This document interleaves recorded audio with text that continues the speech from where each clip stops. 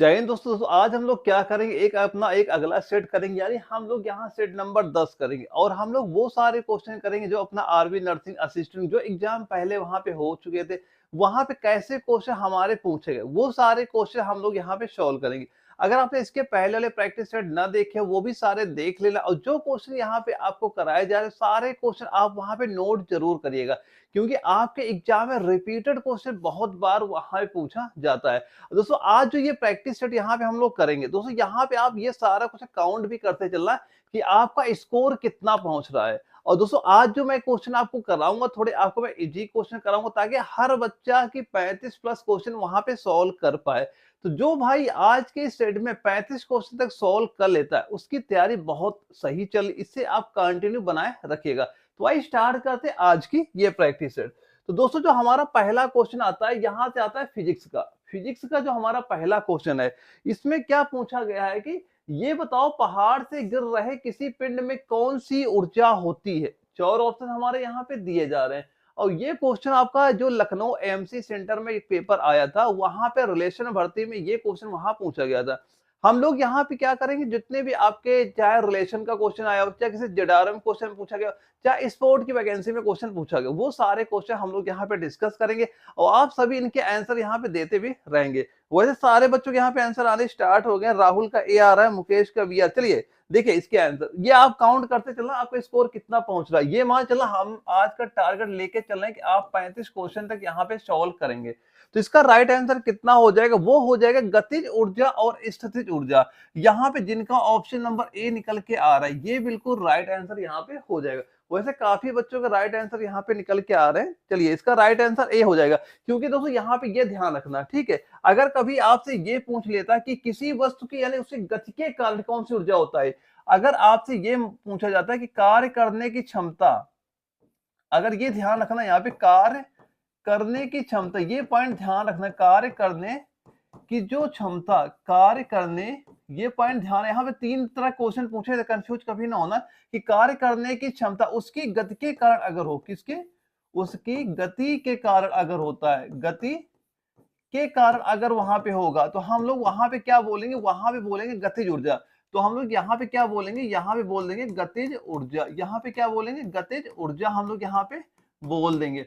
और वहीं पे अगर ये हमसे बोला जाता है उसकी स्थिति के कारण, यानी उसकी स्थिति, उसकी स्थिति के कारण कौन सी ऊर्जा होती है, तो हम लोग क्या बोलते हैं, यहाँ पे स्थितिज ऊर्जा बोल लेते हैं। लेकिन सवाल में क्या पूछा गया है कि कोई वस्तु अगर पहाड़ से गिर रही हो, जैसे कि अगर आपसे ये क्वेश्चन पूछा जाता है कि यदि मान लो कोई झरना गिर रहा है तो उस झरने में कौन सी ऊर्जा होगी, तब भी हमारा आंसर वहां पे क्या होता है, गतिज व स्थितिज दोनों हम लोग बोलेंगे कि अगर कोई चीज ऊंचाई से गिर रही हो तो उसमें दोनों ऊर्जाएं आपकी होती है। ये पॉइंट ध्यान रखना कि अगर पूछा जाता कार्य करने की क्षमता अगर उसकी गति के कारण होता, केवल हम बोलते हैं गतिज ऊर्जा, और उसकी स्थिति के कारण क्या ऊर्जा होती, हम बोलते हैं स्थितिज ऊर्जा। लेकिन अगर ये क्वेश्चन पूछा जाए किसी पहाड़ से कोई झरना गिर रहा हो, कोई वस्तु गिर रहा, उसमें कौन सी ऊर्जा होगी, हम बताएं गतिज और स्थितिज दोनों ऊर्जाएं आपकी वहां पे होती हैं। और दोस्तों यह वीडियो अगर आपको जरा भी इंफॉर्मेटिव लग रही है, वीडियो को लाइक करना ना भूलिएगा, उतना जितना हो सके उतना शेयर करिए ताकि उन भाइयों की भी हेल्प हो सके जो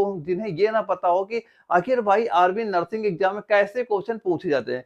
क्योंकि कई सारे बच्चों को यही नहीं पता आखिर पेपर में क्वेश्चन पूछे कहाँ से जाते हैं। वो तैयारी किए जा रहे हैं लेकिन अभी तक उन्हें सिलेबस तक नहीं पता है कि आखिर भाई वो मेहनत तो बहुत कर रहे हैं, बहुत ज्यादा बुकें पढ़ रहे हैं, लेकिन जब पेपर वहां बैठते तो उनके एग्जाम में क्वेश्चन भी वहां पे नहीं दिखाई पड़ते। और इसका मेन रीजन यही होता है क्योंकि उन्हें अभी तक यही कई सारे बच्चों को नहीं पता कि आखिर क्वेश्चन पूछे कैसे वहां पे जाते हैं। चलिए अगला क्वेश्चन का आंसर सभी भाई देंगे यहाँ पे कि साइकिल चलाते समय ऊर्जा का किस प्रकार का रूपांतरण होता है, कि साइकिल चलाते समय ऊर्जा का किस प्रकार का रूपांतरण यहाँ पे होता है। और जिसके 4 ऑप्शन दिए गए थे, ये आपका जबलपुर जेडारो यानी एमपी में ये क्वेश्चन आपका वहां पूछा गया था। तो ये 4 ऑप्शन बताइए राइट आंसर यहाँ पे क्या हो जाएगा। वैसे बच्चों के आंसर आने स्टार्ट हो गए, यहाँ पे कई सारे बच्चे ऑप्शन नंबर बी टिक कर रहे हैं। चलिए इसका देखिए, आप काउंट जरूर करना कि आपका स्कोर कितना पहुंच रहा है, कि आपका मान लो फिजिक्स में कितना स्कोर है, मैथ में कितना है, फिजिक्स में कितना है, केमिस्ट्री में कितना है, बायोलॉजी में कितना है, ताकि आप बाद में ये देख सकें कि आपका कौन सा सब्जेक्ट वीक है जिसपे आपको ज्यादा फोकस वहां पे करना है। तो इसका राइट आंसर सभी बच्चों जिनके बी आ रहे हैं, ऑप्शन नंबर बी ही इसका बिल्कुल राइट आंसर यहाँ पे हो जाता है। क्योंकि साइकिल चलाते समय आपको जो रासायनिक ऊर्जा होती है, ये पहले पेशीय ऊर्जा में और फिर गतिज ऊर्जा में आपकी ये रूपांतरित वहां पे हो जाती है। तो क्या बोलेंगे, ऑप्शन नंबर बी आपका बिल्कुल राइट आंसर आपका हो जाएगा। दोस्तों ये सारे क्वेश्चन आप नोट भी करते चलना, और इसकी मैं पीडीएफ आपको जो अपना व्हाट्सएप ग्रुप है वहां मैं इसका प्रोवाइड आपको वहां पे करा दूंगा। तो जो ये व्हाट्सएप नंबर शो करा, हाई लिख के मैसेज करना, ऑटोमेटिक आपके पास व्हाट्सएप ग्रुप का लिंक आ जाएगा। और ये मान चलना मैं आपको इसकी पीडीएफ मॉर्निंग में 6 AM पे इसकी पीडीएफ में आपको वहां पे अपलोड इसकी कर दूंगा, वहां पे ये पीडीएफ आपको वहां पे मिल जाएगी। अगला क्वेश्चन आता है, इसमें पूछा गया है कि एक निश्चित दिशा में बढ़ रही वस्तु की गति को वैज्ञानिक शब्दावली में किस पद के रूप में जाना जाता है, किस पद के रूप में जाना जाता है, ये हमसे इस क्वेश्चन में पूछा जा रहा है। और जिसके 4 ऑप्शन हमारे दिए जा रहे हैं, पहला वेग, दूसरा गति, तीसरा त्वरण और चौथा है समय। और ये भी आपका जयपुर जडावरों में हमारा ये क्वेश्चन आपका पूछा गया था। तो बताइए इसका राइट आंसर यहाँ पे आपका क्या हो जाएगा। वैसे इसका भी बच्चों के आंसर राइट आ रहे हैं, सही है। निशांत जी आपका बिल्कुल राइट आंसर आ रहा है। इसका राइट आंसर क्या हो जाएगा, वेग। क्या हो जाएगा, वेग। ऑप्शन ए हमारा बिल्कुल राइट आंसर आपका यहाँ पे हो जाता है। और दोस्तों ये बताओ, अच्छा जो वेग होती है ना, जो आपका ये वेग है, वेग कैसी राशि है। ये भी पेपर हमें आगे पेपर पूछा जा चुका है। तो वेग कैसी राशि है, आप बताएंगे वेग कैसी राशि हो जाएगी। ये हमारी सदिश राशि, कैसी राशि होगी, सदिश राशि आपकी हो जाती है। और जो आपका ये वेग होता है ना, विस्थापन पर निर्भर करता है। किस पे आपको ये निर्भर करता है, ये आपका विस्थापन पर ये निर्भर करता है, विस्थापन पर ये आपका निर्भर करता है। ये भी आपको पता वहां पे होना चाहिए। और जो जबकि आपकी जो चाल होती है ना, अगर ये पूछे चाल कैसी राशि है, तो चाल कैसी राशि हो जाती है, चाल आपकी अदिश राशि। चाल कैसी राशि होती है, चाल आपकी अदिश राशि होती है। और ये किस पर निर्भर करती है, ये आपकी दूरी पे, ये किस पे निर्भर करती है, ये दूरी पर निर्भर करती है। चाल किस पे निर्भर करती है, दूरी पे, ये आपकी वहां पे निर्भर करती है। और दोस्तों जो आपका ये वेग होगी ना, वेग का मात्रक क्या होता है, इसका मात्रक नोट करना, मीटर पर सेकेंड। इसका मात्रक क्या हो जाता है, मीटर पर सेकेंड, इसका आपका ये मात्रक हो जाता है। ये सारे पॉइंट भी आपको याद होने चाहिए। अगर ना याद हो सारे पॉइंट नोट करना, सारे आपके इंपॉर्टेंट पॉइंट आपके यहाँ पे हो जाते हैं। अगले क्वेश्चन में पूछा गया, समय के साथ विस्थापन में परिवर्तन की दर को क्या कहते हैं। अभी मैंने ये क्वेश्चन करा, इसके पहले मैंने ये पॉइंट नोट कराया था। और ये आपका दानापुर जड़ारो में ये क्वेश्चन वहां पूछा गया था। इसके पहले इसका मैंने पॉइंट भी नोट करा दिया था। जो मैं आपको पॉइंट भी बताते चल रहा हूँ, सारे पॉइंट आप यहाँ पे नोट करते चलिएगा। आपके पेपर में ऐसे ही क्वेश्चन पूछे, बहुत ज्यादा आपका डीप नहीं जाएगा क्वेश्चन, ये ध्यान रखना वहां पे कि आप बहुत ज्यादा सोचे भाव बहुत ज्यादा हार्ड पेपर आएगा, ऐसा कुछ नहीं होता। आपके पेपर मॉडरेट ही रहता है। उसमें आपके नॉर्मल भी क्वेश्चन रहेंगे, कुछ क्वेश्चन हार्ड भी होंगे, और ज्यादातर क्वेश्चन आपके नॉर्मल ही रहते हैं। यानी ये मान चलना कि अगर 50 क्वेश्चन आपके पेपर पूछे जाते हैं, तो उसमें कम से कम आपको 40 क्वेश्चन आपके नॉर्मल ही रहते हैं, और 10 क्वेश्चन ऐसे रहेंगे जो हार्ड रहेंगे, और 5 क्वेश्चन तो ऐसे ही वो जानबूझ के वहां पे रखे ही जाते हैं कि हर बच्चा उन क्वेश्चन में वहां फंसे। ठीक है, तो आपको बस मेन टारगेट ये रखना है कि भाई हमें कैसे करके 40 क्वेश्चन तक सही कर लेने। अगर आपने 40 क्वेश्चन सही कर लिया, आपका एग्जाम बिल्कुल वहां पे क्वालिफाई हो जाए, कोई दिक्कत वहां पे देखने को नहीं मिलेगी। तो इसका मैंने अभी इसका आंसर कराया था, क्या हो जाएगा, right answer option number C, यानी वेग आपका बिल्कुल राइट आंसर आपका हो जाएगा। और इसका मात्रक मैंने आपको नोट ही करा दिया था, क्या हो जाता है, मीटर पर सेकेंड। इसका मात्रक क्या हो जाता है, मीटर पर सेकेंड, इसका आपका मात्रक वहां पे हो जाता है। और दूसरा एक बात मैं और आप सभी को बताना चाहूंगा कि जो भाई ये कंप्लीट नोट्स अपना ले रखे हैं ना, आप ये कंप्लीट नोट्स जो आपको ने प्रोवाइड कराए, बस आप ये घर बैठ के आराम से तैयार करो। आप जब पेपर देने जाएंगे, आपको यहाँ से बिल्कुल क्वेश्चन मिल जाएंगे। ये मान चलना कि जो आपका biology, physics, chemistry, math, GK, इनके जो मैंने आपको कंप्लीट हैंड राइटिंग नोट्स भी उसमें मैंने प्रोवाइड करा रखे हैं। और इसमें जो मैंने आपको वन लाइनर क्वेश्चन भी आपको प्रोवाइड करा रखे हैं। और जो आपके अभी तक जितने प्रीवियस ईयर क्वेश्चन, यानी ये मान चलो 2400 प्रीवियस ईयर क्वेश्चन भी मैंने आपको वहां प्रोवाइड करा रखे हैं। आप बैठ के बिल्कुल इत्मीनान से प्रैक्टिस करिए, वही एक बार याद करिए, उसी एक बार का रिवीजन आप करिए। आपका जब भी एग्जाम लगेगा, वहां से क्वेश्चन आपको देखने को मिल जाएंगे। और जिन भाइयों के पास ये मान लो जो नोट्स ना हो, तो जो स्क्रीन व्हाट्सएप नंबर शो करा, मुझे नोट्स लिख के मैसेज करना, मैं इसका आपको प्रॉपर आपके कंप्लीट नोट्स प्रोवाइड कराऊंगा, प्रीवियस ईयर क्वेश्चन प्रोवाइड कराऊंगा, और ये भी मैं आपको बताऊंगा क्या आपको वहां पे तैयार करना है कि आपका एक ही बार में एग्जाम क्वालिफाई हो जाए। और दोस्तों एक बात और, जो बच्चे पहली बार तैयारी कर रहे हैं ना आर्मी नर्सिंग असिस्टेंट की, उनको एक बात ये ध्यान रखना है कि जो अपना बैच चल रहा है एप्लीकेशन, वो बैच आप जरूर वहां पे ज्वाइन करिएगा। वहां पे सारा कुछ आपको बेसिक से बताया जाएगा, और बाद में वहां पे मैं आपको जो कंप्लीट गाइड भी वहां पे करता चलूंगा कि आपको तैयारी कैसे करनी है कि आपका एग्जाम एक ही बार में क्लियर हो जाए। तो अपना जो एप्लीकेशन एनए वाला जैसे ही आप सर्च करेंगे तो आपको प्ले स्टोर में ये एप्लीकेशन डाउनलोड कर लेना, वहां से उसमें बैच ज्वाइन कर लेना, वहां मैं प्रॉपर आपको गाइड भी करता हुआ चलता हूँ। चलिए अगला क्वेश्चन आता है हमारा, इसमें बताइए राइट आंसर क्या है। देखो यहाँ पे आपके तीन तरह से क्वेश्चन पूछे जाते हैं, तीन टाइप के क्वेश्चन यहाँ पे आपके एग्जाम में पूछे जाते हैं। जैसे इसमें पूछा जा रहा है कि पृथ्वी पर किसी वस्तु का भार चंद्रमा पर इसके भार का कितने गुना होता है। इन चार ऑप्शन में बताना कि राइट आंसर आपका क्या हो जाएगा। ये भी हमारा दानापुर जडारो में क्वेश्चन आपका पूछा गया था।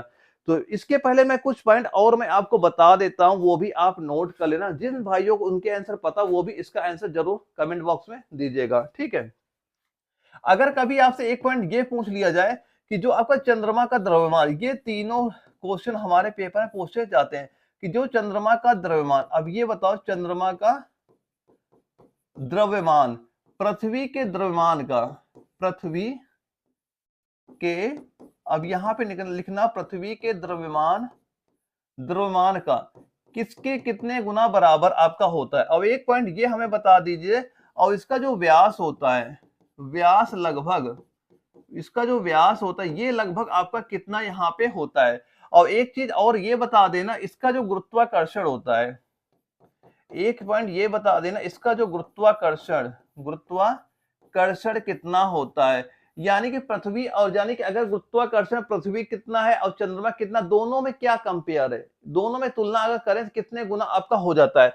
तो दोस्तों इसका आंसर वैसे अभी तक नहीं आया, चलिए देखिए इसका राइट आंसर क्या हो जाएगा कि चंद्रमा का द्रव्यमान पृथ्वी के द्रव्यमान का कितने गुना आपका हो जाएगा। तो यहाँ पे ये ध्यान रखना, 1/1 से क्या लिखेंगे, 81, 1/81 गुना होता है। और व्यास लगभग कितना आपका होता है, ये हो जाएगा 1/4 होता है। और जिसके परिणाम स्वरूप यहाँ का जो गुरुत्वाकर्षण होता है वो क्या हो जाता है, 1/6 यहाँ पे हो जाता है। यानी इसी वजह से क्या होता है कि पृथ्वी पर किसी व्यक्ति का भार ज्यादा होता है और चंद्रमा पे कम होता है। और वहीं पे अगर चंद्रमा पे कोई व्यक्ति मान 10 केजी का है और पृथ्वी में उसका वेट हम लोग गिनेंगे कितने गुना हो जाएगा, वो आपका 6 गुना हो जाता है। तो इसका राइट रीजन यही आपका हो जाता है। इसका राइट आंसर कितना हो जाएगा, राइट आंसर कितना हो जाएगा वो हम लोग बताएंगे, ऑप्शन डी। क्या हो जाएगा, ऑप्शन डी आपका बिल्कुल राइट आंसर यहाँ पे हो जाता है। और क्या रीजन है वो सारे मैंने पॉइंट आपको नोट करा दिए, ये तीनों पॉइंट है भी आप भी यहाँ पे नोट करना, ये इंपॉर्टेंट पॉइंट यहाँ पे हो जाते हैं। ये तीनों पॉइंट भी हम सभी को यहाँ पे पता होने चाहिए। अब इसके बाद जो हमारा अगला क्वेश्चन आता है, यहां से हमारा जीके स्टार्ट हो जाती है। यानी कि जीके के जो हमारे पेपर में कितने क्वेश्चन पूछे जाएंगे, 10 क्वेश्चन हमारे जीके के यहाँ पे पूछे जाते हैं। और पहले क्वेश्चन पूछा गया कि निम्नलिखित में से कौन सा हिंदू त्योहार हिंदू कैलेंडर के अंतिम महीने में मनाया जाता है। निम्नलिखित में से कौन सा हिंदू त्योहार है जो हिंदू कैलेंडर, ये वाला कैलेंडर नहीं जनवरी फरवरी मार्च अप्रैल, हिंदू कैलेंडर जिसमें चैत बैसाख फागुन वाले महीने चलते हैं, उसमें पूछा जा रहा हमसे कि निम्नलिखित में से कौन सा हिंदू त्योहार हिंदू कैलेंडर के अंतिम महीने में मनाया जाता है। इन चार ऑप्शन में बताइए राइट आंसर यहाँ पे क्या हो जाएगा। बताइए राइट आंसर क्या हो जाएगा, होली, होली, हाँ बिल्कुल भाई, होली बिल्कुल राइट आंसर क्या हो जाएगा, होली। यानी ऑप्शन नंबर ए जो यहाँ पे होली दिया गया है ये आपका बिल्कुल राइट आंसर आपका हो जाता है। और ये त्योहार कब मनाया जाता है, आपका हिंदू कैलेंडर का अंतिम महीना कौन सा होता है, फागुन। कब मनाया जाएगा, वो मनाया था फागुन महीने में। कब मनाया था, फागुन महीने में आपका ये मनाया जाता है। और दोस्तों यहाँ पे जो ये रक्षाबंधन है, ये रक्षाबंधन आपका कब मनाया, पहले से ये ध्यान रखो कि जो रक्षाबंधन है ये कब मनाया जाता है। तो इसमें लिखना है इसे राखी पर्व, यानी ये कब मनाया, पूर्णिमा भी। इसे यहाँ पे एक पॉइंट ये नोट करना है, ये भी एक बार क्वेश्चन पूछा गया था, इसे क्या बोला जाता है, इसे यहाँ पे नोट कर लेना। इसे और किस नाम से जानते हैं, इसे आपका राखी, राखी पूर्णिमा भी कहते हैं। इसे क्या बोला जाता है, इसे राखी पूर्णिमा भी कहते हैं, राखी पूर्णिमा भी आपका ये कहते हैं। और ये मनाया कब जाता है, ये मनाया जाता है आपका श्रावण मास में। कब मनाया जाता है आपका ये श्रावण मास की जो आपकी पूर्णिमा होती है, श्रावण मास की जो आपकी पूर्णिमा होती है, ये तब मनाया जाता है और इसको यानी इसे राखी पूर्णिमा के नाम से भी आपका ये जाना जाता है। तो राइट आंसर यहाँ पे क्या हो जाएगा आपका होली, इस क्वेश्चन का राइट आंसर हमारा ये हो जाता है। दोस्तों काउंट करते चलना, लास्ट में आपको ये जरूर बताना है कि आपका स्कोर कितना पहुंच रहा है, या फिर आप खुद ही समझ लेना कि आप कितने क्वेश्चन सही कर रहे हैं, तो आपकी तैयारी कैसी यहाँ पे चल रही है। अगले क्वेश्चन में पूछा जा रहा है किस बकरियों के आंतरिक फर के पश्मीना साल नामक महीन साल में बुना जाता है। इन चार ऑप्शन में बताइए क्या राइट आंसर हो जाएगा, कि वो बकरियां कौन सी हैं और ये कहाँ पे पाई जाती है, ये भी बता देना कि पाई कहाँ पे जाती हैं। तो आंसर आने स्टार्ट हो गए, वैसे काफी बच्चों के यहाँ ऑप्शन नंबर सी आ रहा है। चलिए देखते हैं इसका राइट आंसर क्या आपका हो जाता है।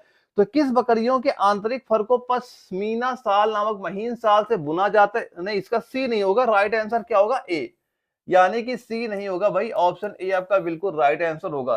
तो भाई दो तीन बच्चों के आंसर ऑलरेडी पहले ही गलत हो गए यहाँ पे, ठीक है। तो ऐसे क्वेश्चन आते हैं वहां पे, बस केवल कंफ्यूजन भी आंसर वहां पे गलत होते हैं। तो आपको सोच विचार के सारे आंसर वहां पे देने हैं, ठीक है। राइट आंसर क्या हो जाएगा ऑप्शन ए, यानी कश्मीरी बकरी आपका बिल्कुल राइट आंसर आपका हो जाता है। और दोस्तों यहाँ पे एक पॉइंट ये भी पता होना चाहिए, जो आपका यह रेसा होता है, आपका यह रेसा यहाँ पे नोट कर लेना, तिब्बत, तिब्बत और कश्मीर, क्या लिखेंगे तिब्बत और, नोट कर लेना तिब्बत और जो आपका कश्मीर, तिब्बत और कश्मीर में पाई जाने वाली बकरियों में होता है, पाई जाने वाली बकरियों में ये आपका पाया जाता है। कहाँ बकरियां पाई जाती हैं, ये अब यह रेसा आपका तिब्बत और जो कश्मीर में पाई जाने वाली बकरियों में आपका ये पाया जाता है। तो राइट आंसर क्या हो जाएगा ऑप्शन ए हमारा बिल्कुल राइट आंसर आपका हो जाता है। चलिए अगला क्वेश्चन आता है कि हर मंदिर साहिब पंजाब के किस शहर में स्थित है। इन चार ऑप्शन बताइए राइट आंसर क्या है। ये भी आपका रिलेशन भर्ती में क्वेश्चन आपको ये पूछा गया था कि हर मंदिर साहिब पंजाब के किस शहर में आपका स्थित है, तो उस शहर का नाम बताइए क्या होगा, उस शहर का नाम बताइए, उस शहर का नाम क्या हो जाएगा। हाँ राघवेन का ए आ रहा है, मुकेश का सी आ रहा है और अरविंद का डी आ रहा है। चलिए देखिए इसका राइट आंसर क्या हो जाएगा आपका बी, क्या हो जाएगा अमृतसर, ऑप्शन नंबर बी इसका बिल्कुल राइट आंसर यहाँ पे आपका ये हो जाता है।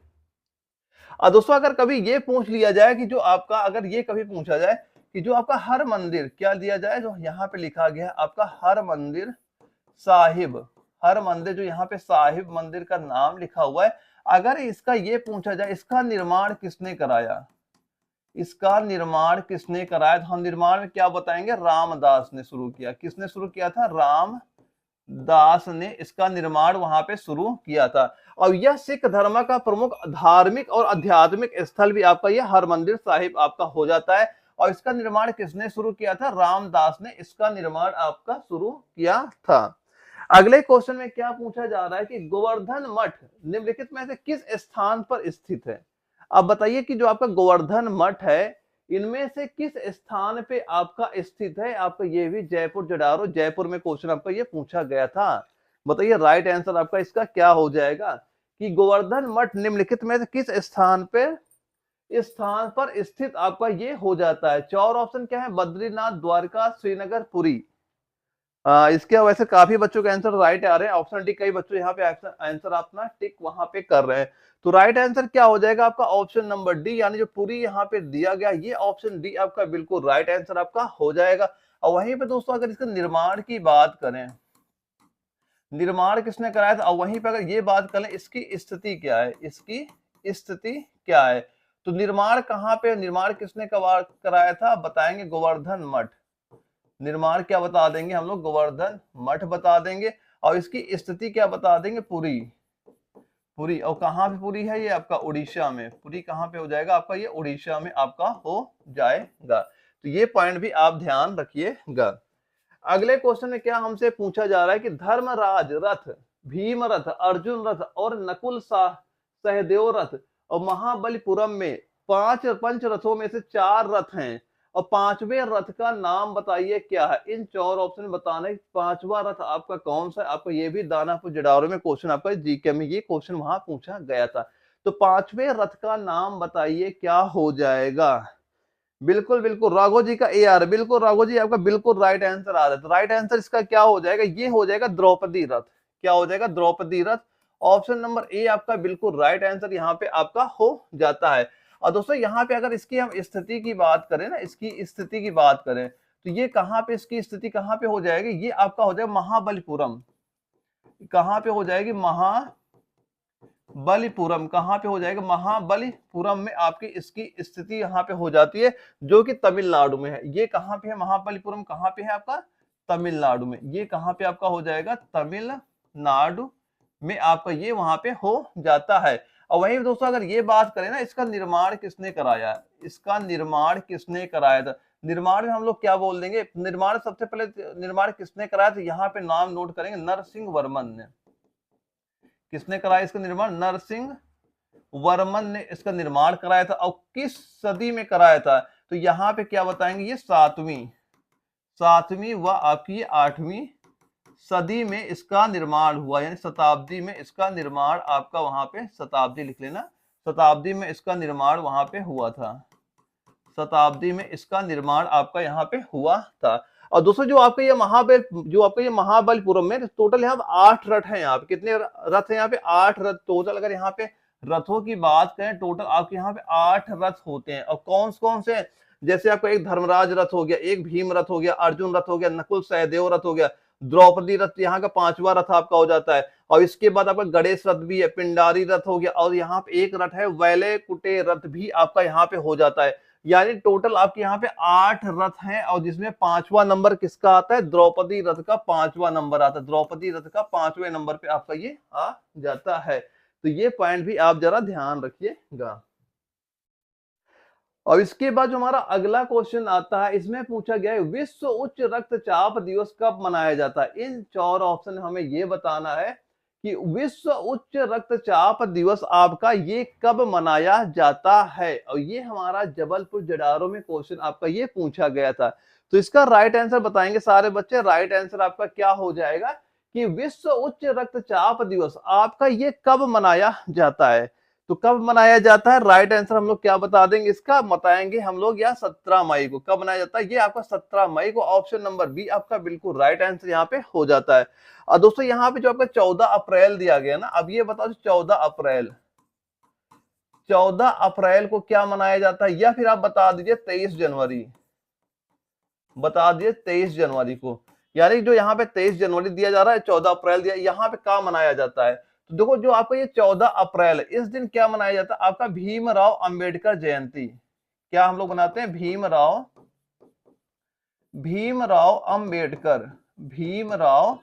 अंबेडकर जयंती मनाई जाती है। एक ये पॉइंट आप ध्यान रखना। और जो आपका 23 जनवरी को क्या मनाया जाता है, यहाँ पे हम लोग क्या बताएंगे, नेताजी, यहाँ पे क्या बता देंगे हम लोग, नेताजी सुभाष चंद्र बोस। क्या बता देंगे, नेताजी सुभाष चंद्र बोस के सम्मान में कौन सा दिवस मनाते हैं हम लोग, पराक्रम। इनके सम्मान में क्या होता है, पराक्रम दिवस के रूप में ये आपका ये मनाया जाता है। ये 2 डेट भी आप याद करना, इंपॉर्टेंट डेट आपकी ये दोनों यहाँ पे हो जाती है। और इसके बाद जो अगला क्वेश्चन हमारा आता है, इसमें पूछा गया है निम्नलिखित में से कौन सा म्यांमार का सबसे बड़ा जाति समूह है। बताइए निम्नलिखित में से कौन सा म्यांमार का सबसे बड़ा जाति समूह आपका हो जाएगा। इन 4 ऑप्शन बताइए, राइट आंसर आपका यहाँ पे क्या हो जाएगा। तो वैसे काफी बच्चों के आंसर यहाँ पे आ रहे हैं। यहाँ पे मुकेश का सी आ रहा है और निहाल का यहाँ पे डी आ रहा है। चलिए इसका आंसर देखते हैं क्या आपका हो जाएगा कि निम्नलिखित में से किस कौन सा म्यांमार का सबसे बड़ा जाति समूह आपका हो जाएगा। वो होता है बामर। क्या हो जाएगा, बामर। यानी ऑप्शन नंबर ए आपका बिल्कुल राइट आंसर आपका हो जाता है। और ये जो बर्मी भाषा बोलते हैं, और वर्तमान में जो आपका बामर जाति समूह है ना, ये म्यांमार की कुल आबादी का 2/3 हिस्सा है। और ये समूह जो आपके मुख्यतः कहाँ पे निवास करते हैं, और जो ये आपका समूह होता है, यानी जो बड़ा जो जातीय समूह यहाँ पे दिया जाता है, ये कहाँ पे आपके निवास करते हैं, कहाँ पे निवास करते हैं, ये आपकी जो इरावदी नदी है, कौन सी नदी, इरावदी नदी बेसिन क्षेत्र में ये लोग यहाँ पे निवास करते हैं। यहीं पे ये लोग निवास करते हैं। ये जो जाति समूह कहाँ पे निवास करता है, हम लोग बताएंगे इरावदी नदी जो बेसिन क्षेत्र है, वहां पे ये लोग वहां पे निवास आपके ये करते हैं। अगले क्वेश्चन में पूछा जा रहा है भारत निम्नलिखित में से किस देश के साथ सबसे लंबी भूमि सीमा साझा करता है।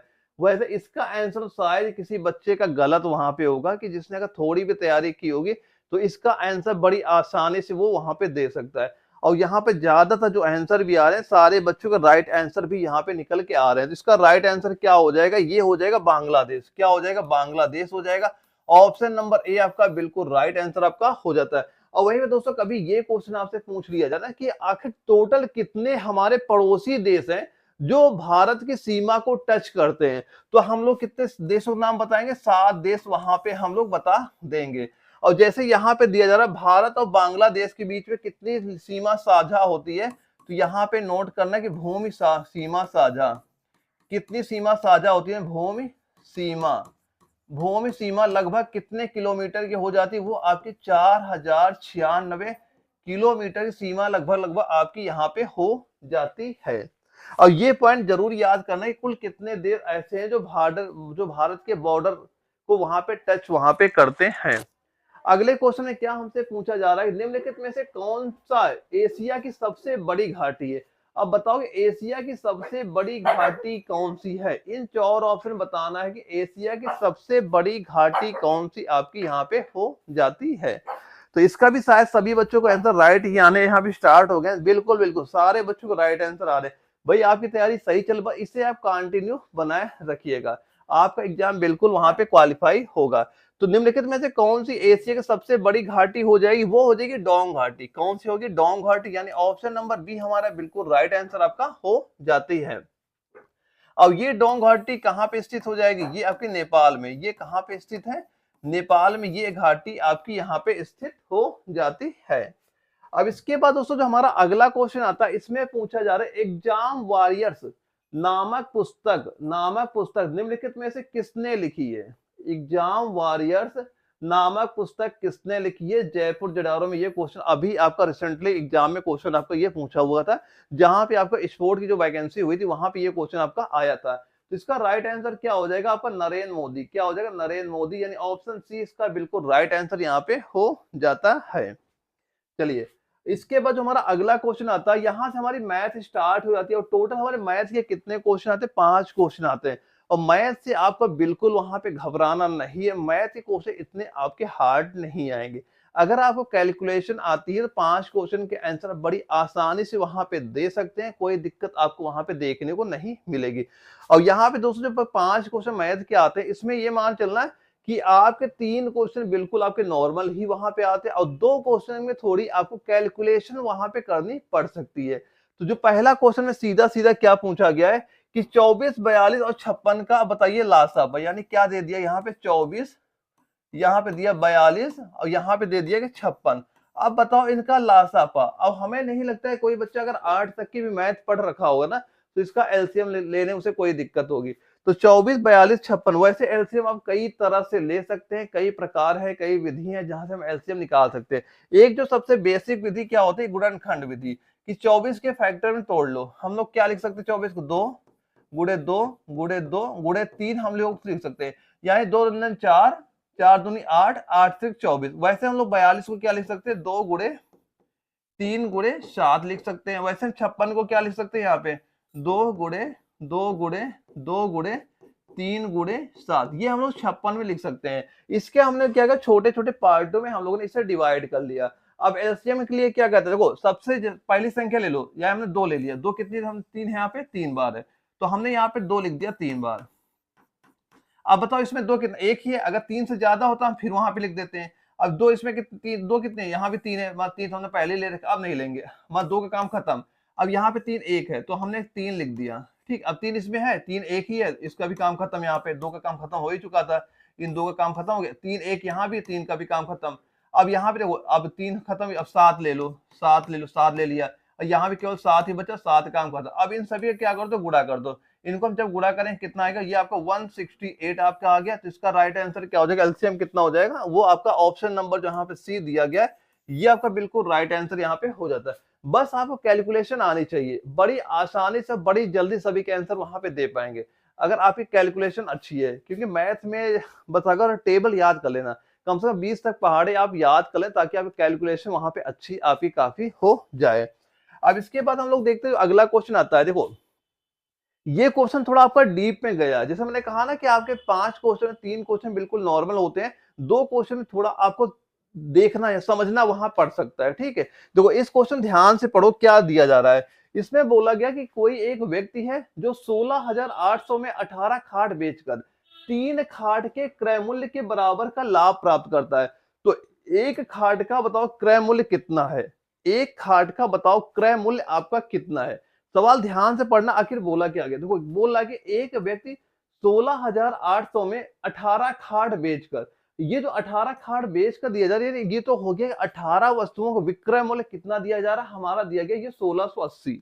लेकिन यहाँ पे एक बात ये भी बोल दिया गया है कि 18 खाट बेच वो 3 खाट के क्रय मूल्य का बराबर का लाभ प्राप्त करता है। तो इसका मतलब क्या हो गया, इसका मतलब ये हो गया कि जो आपके 18 खाट का, इसका मतलब क्या हुआ, 18 खाट का जो आपका विक्रय मूल्य है, जो सेलिंग प्राइस है, ये किसके बराबर हो जाएगा, ये बराबर आपका हो जाएगा 18 वस्तुओं का क्रय मूल्य और प्लस 3 वस्तुओं का क्रय मूल्य। 3 वस्तुओं का क्रय मूल्य के बराबर हो जाएगा, क्योंकि 3 खाट के क्रय मूल्य के बराबर लाभ प्राप्त कर रहा है।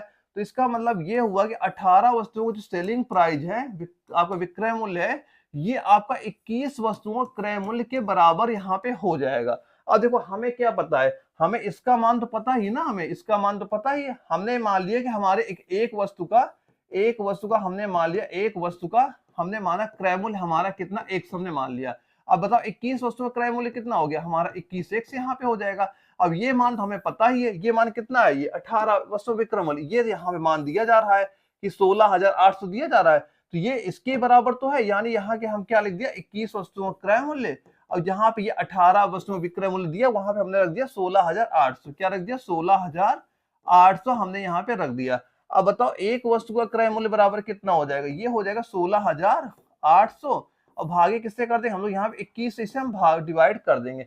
अब इसे काटिए, कितना आ रहा है, कितने गुना आपका हो रहा है, ये 8 बार जाएगा, यानी टोटल यहाँ पे कितना आ गया, 800 आ गया। तो एक वस्तु का क्रय मूल्य कितना आ जाएगा, 800 रुपए आ जाएगा, यानी ऑप्शन नंबर सी आपका बिल्कुल राइट आंसर यहाँ पे हो जाएगा। तो इस तरह से आप बड़ी आसानी से वहां पे आंसर दे पाएंगे। ये सारे क्वेश्चन आप नोट जरूर करना, क्योंकि आपके क्वेश्चन रिपीट बहुत होते हैं आपके एग्जाम में। अब इसके बाद हम लोग देखते हैं जो हमारा अगला क्वेश्चन आता है, इसमें क्या पूछा जा रहा है कि ए और बी एक साथ मिलकर एक कार्य को 24 दिन में पूरा कर सकते हैं, और सी की मदद से वो इस कार्य को 14 दिन में पूरा कर सकते हैं। तो सी को अकेले इस कार्य को पूरा करने में कितना समय लगेगा, इन 4 ऑप्शन बताइए, राइट आंसर यहाँ पे क्या हो जाएगा। तो कैसे आप इसका आंसर देंगे बताइए। देखो सवाल में क्या दिया, ध्यान से सुनो। पहले बोला कि ए और बी एक साथ मिलकर एक कार्य को 21 दिन में, पहले क्या थे, ए था बी था, पूरे कार्य कितने दिन में कर रहे हैं, ये कर रहे हैं आपके 21 दिन में। फिर क्या हो गया, सी की मदद से, यानी पहले ए और बी ये दो लोग थे ही, और सी की मदद ले ली, 3 लोग हो गए। अब ये पूरे काम कितने दिन में पूरा कर रहे हैं, ये कर रहे हैं 14 दिन में। अब हमें ये बताना, अब केवल ये बताओ कि ये जो सी अकेला है ये पूरे कार्य को कितने दिन में करेगा। तो इसको तो हम तब निकाल सकते हैं पहले से ये निकालो कि तीनों की क्षमता कितनी है एक दिन में कार्य करने की, और तीनों क्षमता निकालो, फिर इन दोनों की क्षमता कितनी है एक दिन में कार्य करने की। तीनों क्षमता में जब हम a प्लस बी का माइनस कर देंगे, सी का बचेगा, और सी का जो बचेगा यहाँ पे इनके एलसीएम से डिवाइड कर देंगे। ये बताओ पहले सॉल्व कैसे करिए इसे, 21 14 का एलसीएम कितना यहाँ पे हो जाएगा, ये हो गया आपका एलसीएम 42। अब 21 का कितनी बार कितने गुना ये आपका है, ये आपका 2 गुना है, अब ये कितने गुना है आपका 3 गुना है, कितने गुना है 3 गुना। अब बताओ देखो यहाँ पे a प्लस बी की ये क्षमता कितनी निकल के आ गई, 3 दिन की। इसका मतलब है कि जो a प्लस बी प्लस सी है ये एक दिन में 3 यूनिट काम कर रहे हैं, और जो आपका a प्लस बी है ये एक दिन में 2 यूनिट काम कर रहे हैं। तो ये बताओ एक यहाँ पे जो ज्यादा हुआ है, एक कैसे ज्यादा हुआ, ये यहाँ पे एक तो जो सी आ गया, सी ही तो ज्यादा हुआ। यहाँ से ये हमें क्लियर हो गया कि जो सी है इसकी क्षमता कितनी है एक दिन में काम करने की, 1 है, यानी कि ये पूरे दिन अगर काम करेगा तो 1 यूनिट वहां पे काम करेगा। और ये जो आपका एलसीएम निकलता है ना, ये आपका कुल काम होता है, ये क्या होता है, कुल काम हमारा ये हो जाता है। तो ये अगर एक दिन में एक काम कर रहा है तो 42 काम करने में कितना समय लगेगा, तो 42, अब जैसे एक भाग करेंगे कितना आ जाएगा, ये आपका 42 यहाँ पे आ जाएगा। तो जो सी पूरा काम को अकेले करने में कितना टाइम लेगा, 42 दिन का। तो ऑप्शन नंबर बी हमारा बिल्कुल राइट आंसर आपका यहाँ पे हो जाएगा। ऑप्शन बी इसका बिल्कुल राइट आंसर यहाँ पे हो जाता है। अब इसके बाद जो हमारा अगला क्वेश्चन आता है, इसमें क्या पूछा जा रहा है कि 800 की राशि साधारण ब्याज की एक निश्चित दर पर 3 वर्ष में आपकी 956 हो जाती है, तो उसकी दर ज्ञात करें कि दर आखिर है कितना। देखो साधारण ब्याज का फार्मूला क्या होता है साधारण ब्याज बराबर मूलधन गुणे दर गुणे समय बटे 100। ठीक है, अब देखो ब्याज कितना मिल रहा है, यानी कि ये आपकी 800 रुपए की राशि थी, बढ़ के कितनी होगी, बढ़ के ये हमारी 956 रुपए आपकी ये हो जाती है। तो पहले से ये बताओ आखिर ब्याज आपको मिला कितना, कितना ये बढ़ गया, ये बढ़ गया हमारा 156 रुपए बढ़ गया यहाँ पे। अब देखो साधारण ब्याज का सूत्र क्या, उसी में सारे मान रख दो। तो साधारण ब्याज बराबर क्या होता है, यहाँ रख देंगे 156 बराबर मूलधन, मूलधन कितना है हमारा 800, मूलधन और गुणे दर, दर हमसे पूछी जा रही है, और समय कितना दिया गया 3 वर्ष, समय कितना 3 वर्ष बटे हम कर देंगे 100 यहाँ पे। ये दो जीरो हमारे ये कट गए यहाँ पे। अब काटो कितना हो गया, यहाँ पे आर बराबर कितना हो जाएगा, आर बराबर कितना होगा 156 और बटे यहाँ पे कितना हो जाएगा, ये 8 से 24, 24 ये नीचे आ जाएगा, और 24 जैसे आप इसे डिवाइड करेंगे यहाँ पे कितना आपका हो जाएगा, ये हो जाएगा 6.5, 6.5% आपका बिल्कुल राइट आंसर यहाँ पे हो जाएगा। यानी जो ऑप्शन नंबर डी हमारा दिया जा रहा है ये आपका बिल्कुल राइट आंसर यहाँ पे हो जाएगा। ऑप्शन डी आपका बिल्कुल राइट आंसर यहाँ पे हो जाता है।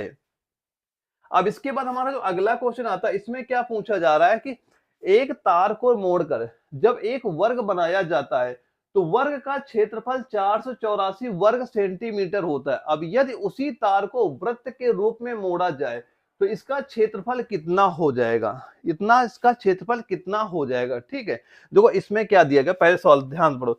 एक तार मोड़कर जब एक वर्ग बनाया जाता है, वर्ग का क्षेत्रफल, अब मान पहले एक वर्ग था, ये एक वर्ग मान लो यहाँ पे था। ठीक है, ये एक वर्ग यहाँ पे था जिसका क्षेत्रफल कितना दिया जा रहा है, इसका क्षेत्रफल दिया गया ये आपका 484 वर्ग मीटर। अब ये बताओ, अच्छा अब मान लो इसी तार को क्या किया गया, पिघला दिया, अब इसे मान लो खोल दिया, क्या बोल रहा है 484 वर्ग सेंटीमीटर। यदि इसी तार को वृत्त का रूप दिया जाए, अब ये तार था, मान लो ये भुजा थी यहाँ पे, 4 भुजा हो, अब मान लो ये भुजा थी यहाँ पे, अब इसके 4 खंड हो गए, मान लो अब मान लो सीधा हमने कर दिया इसे। ठीक है, अब ये बताना है कि इस तार का क्षेत्रफल बताओ क्या हो जाएगा। यानी जो ये भुजाएं थी वर्ग के रूप में, इसको हमने सीधा कर दिया, इसको क्या कर दिया, सीधा कर दिया। अब हमें ये बताना इसका क्षेत्रफल आपका कितना, नहीं किसके रूप, वर्ग मान लो, ये तो सीधा कर दिया, किसके रूप में मोड़ा गया, इसको मोड़ा गया वृत्त के रूप में, यानी इस चौकोर को आपको ऐसे मोड़ दिया गया।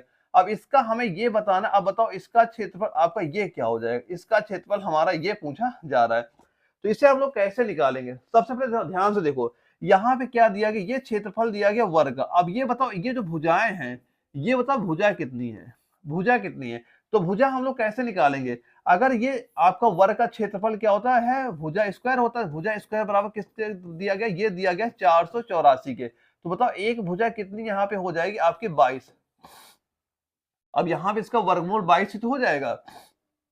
अब ये सबसे पहले ये बता दो अच्छा कि अगर इसकी एक भुजा हमारी ए है, ए कितना मान निकाल लिया ना, 22 मान यहाँ पे हमने निकाल लिया।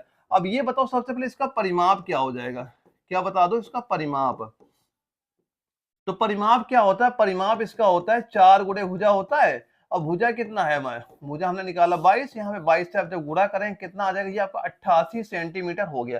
अब देखो अगर इसके हमें परिमाप पता हो गया कि ये भुजा हमारी, इस भुजा की लंबाई, इस भुजा की लंबाई, इस भुजा की लंबाई टोटल कितनी, अब जब हमने इसे सीधा कर दिया तो इसकी लंबाई कितनी हो गई, यहाँ पे 88 सेंटीमीटर को हो गया। अब इसी को हमने क्या किया, ऐसे मोड़ के क्या कर दिया, हमने वृत्त बना दिया, मोड़ के कर दिया हमने, इसे वृत्त वहां पे बना दिया, यानी लेकिन अब क्या हुआ, अब ये मान लो परिमाप तो वही रहेगा। अब जो ये सीधा है, अब चाहे गोल बनाओ चाहे जैसा बनाओ, वो जितना लंबा रहेगा उतना ही लंबा। ठीक है, अब इसका मतलब ये हुआ कि जो इसकी भी परिमाप रही होगी ये भी हमारे बराबर रही होगी। अब ये बताओ अच्छा वृत्त का परिमाप क्या होता है, जो आपका वृत्त होता है, वृत्त का परिमाप कितना आपका होता है, तो ये क्या बराबर हो जाएगा 2 पाई आर होता है यहाँ पे। तो 2 पाई आर, अब ये बराबर किसके होगा, इसी के बराबर तो होगा जाके आपका ये, तो यानी कि 2 पाई आर बराबर 88 सेंटीमीटर के। अब हमें पहले क्या निकाल, पहले हम आर का मान निकाल लें, यानी जब तक आप ये आर का मान त्रिज्या का नहीं निकालेंगे, क्योंकि वृत्त का क्षेत्रफल होता है पाई आर स्क्वायर, तो इसके लिए हमें आर चाहिए, आर का मान हम यहाँ से निकाल लेंगे। ठीक है, अब देखो यहाँ पे 2 गुणे, यहाँ पाई के मान रख दो 22/7, यहाँ पे रख देंगे आर बराबर कितना 88। अब काटिए, जिसे काट दीजिए 22 से इसे काट दीजिए, कितने बार जाएगा, ये जाएगा आपका 4 बार, कितने बार जाएगा 4 बार यहाँ पे गया, और 2 से इसे काटिए, 2 दूना 4 हो गया। आर का मान यहाँ से कितना हो गया हमारा, आर का मान हो जाएगा आपका 14। आर का मान कितना हमने निकाल लिया 14। अब हमें निकालना क्या है, वृत्त का क्षेत्रफल बताइए। तो वृत्त का क्षेत्रफल क्या होता है, पाई आर स्क्वायर। तो पाई का मान रखिए कितना 22/7। आर का मान अभी मैंने निकाला, इसका स्क्वायर कर देंगे 14 गुणे 14। 7 से काटिए, 7 दूना 14 हो गया। इधर काटिए कितना वो 44 हो गया, और गुणे यहाँ पे 14 आपका हो गया। इसको गुणा करें कितना आ जाएगा, ये आपका 616 आपका कितना हो जाएगा 616 यहाँ पे निकल के आ जाएगा। यानी राइट आंसर कितना हो जाएगा, ऑप्शन नंबर बी आपका बिल्कुल राइट आंसर यहाँ पे हो जाता है। दोस्तों यहाँ से हमारे मैथ के भी सारे सवाल अपने कंप्लीट ये अपने हो जाते हैं। तो आप काउंट करते चलना कि आपका स्कोर कितना होता है। यानी आपका फिजिक्स मैंने करा दिया, जीके मैंने करा दिया, मैथ मैंने करा दिया, यानी कि यहाँ पे हमने 20 क्वेश्चन यहाँ पे सॉल्व कर लिए। तो आप फिलहाल ये देखना कि आपका स्कोर कितना यहाँ पे पहुंचा है। और दोस्तों इसके बाद क्या होगा, हमारी बायोलॉजी यहाँ से स्टार्ट हो जाती है। और बायोलॉजी ये सारे क्वेश्चन आपको मैम कराने वाली है। तो वो जैसे जो क्वेश्चन आंसर कराते हैं वो देखते रहिएगा, और जो पॉइंट वो बताती जाए वो ध्यान से सुनते रहिएगा। और ये आपके एग्जाम में वही मैं सारे क्वेश्चन करा रहा हूँ जो बार बार आपके एग्जाम में रिपीट होते हैं। तो हो सके तो ये सारे क्वेश्चन आप नोट भी करते चलिएगा। और जो सारा कुछ मैंने बता ही रखा है कि जो आपको मैंने कंप्लीट नोट्स प्रोवाइड करा रखे हैं। अगर आपके पास नोट्स ना हो, जो स्क्रीन व्हाट्सएप नंबर शो करा, मुझे मैसेज करने में आज ही आपको नोट्स प्रोवाइड करा दूंगा। और अभी से आपको घर से में ही बैठकर तैयारी करनी, और आपके एग्जाम में यहाँ से जरूर क्वेश्चन आपको देखने को मिल जाएंगे। ओके दोस्तों, आगे क्वेश्चन सारी यहाँ के क्वेश्चन मैम यहाँ पे कराने वाली है। आज ही मैम आगे क्वेश्चन कराइए आप। अब इसके आगे का बच्चों सारे क्वेश्चंस मैं लगवाऊंगी। ओके, तो हम बायो और केमिस्ट्री इसमें लगाएंगे। ठीक है, अभी तक आपने जो है जो हमारे आर्मी नर्सिंग में जितने भी क्वेश्चन पूछे गए हैं हम वही सारे क्वेश्चंस लगाएंगे। उनमें से सबसे पहला क्वेश्चन हमारा एक ये है, the entire digestive system of an adult human being that is from mouth to anus is dash metre long. देखो क्या है, हमारा जो है माउथ से ही डाइजेस्टिव सिस्टम, डाइजेस्टिव ट्रैक जो हमारा होता है ना बच्चों, वो यहाँ से शुरू हो जाता है। ठीक है, और वो हमारा एंड बहुत लंबी एक कैनल होती है, बहुत लंबी एक पाइप होती है, ये समझो, उसके थ्रू हमारा फूड ट्रैवल करता है, समझो। ठीक है, तो इसका आंसर किसी को पता है क्या होगा, कितनी लॉन्ग, कितनी लेंथ होती है, कितने मीटर की होती है, किसी को पता है इसका आंसर? तो कुछ बच्चों का आंसर इसमें आ रहा है, जसवंत का आया है सी। ठीक है, मैं बता देती हूँ इसका आंसर। देखो इसका आंसर है डी, 9 मीटर लॉन्ग। आपकी 9 मीटर की होती है जो हमारी कैनल होती है पूरी, एलिमेंट्री कैनाल जिसको कहा जाता है। ठीक है, वो हमारी 9 मीटर की होती है। क्या होता है, ये हमारी बक्कल कैविटी से शुरू होती है।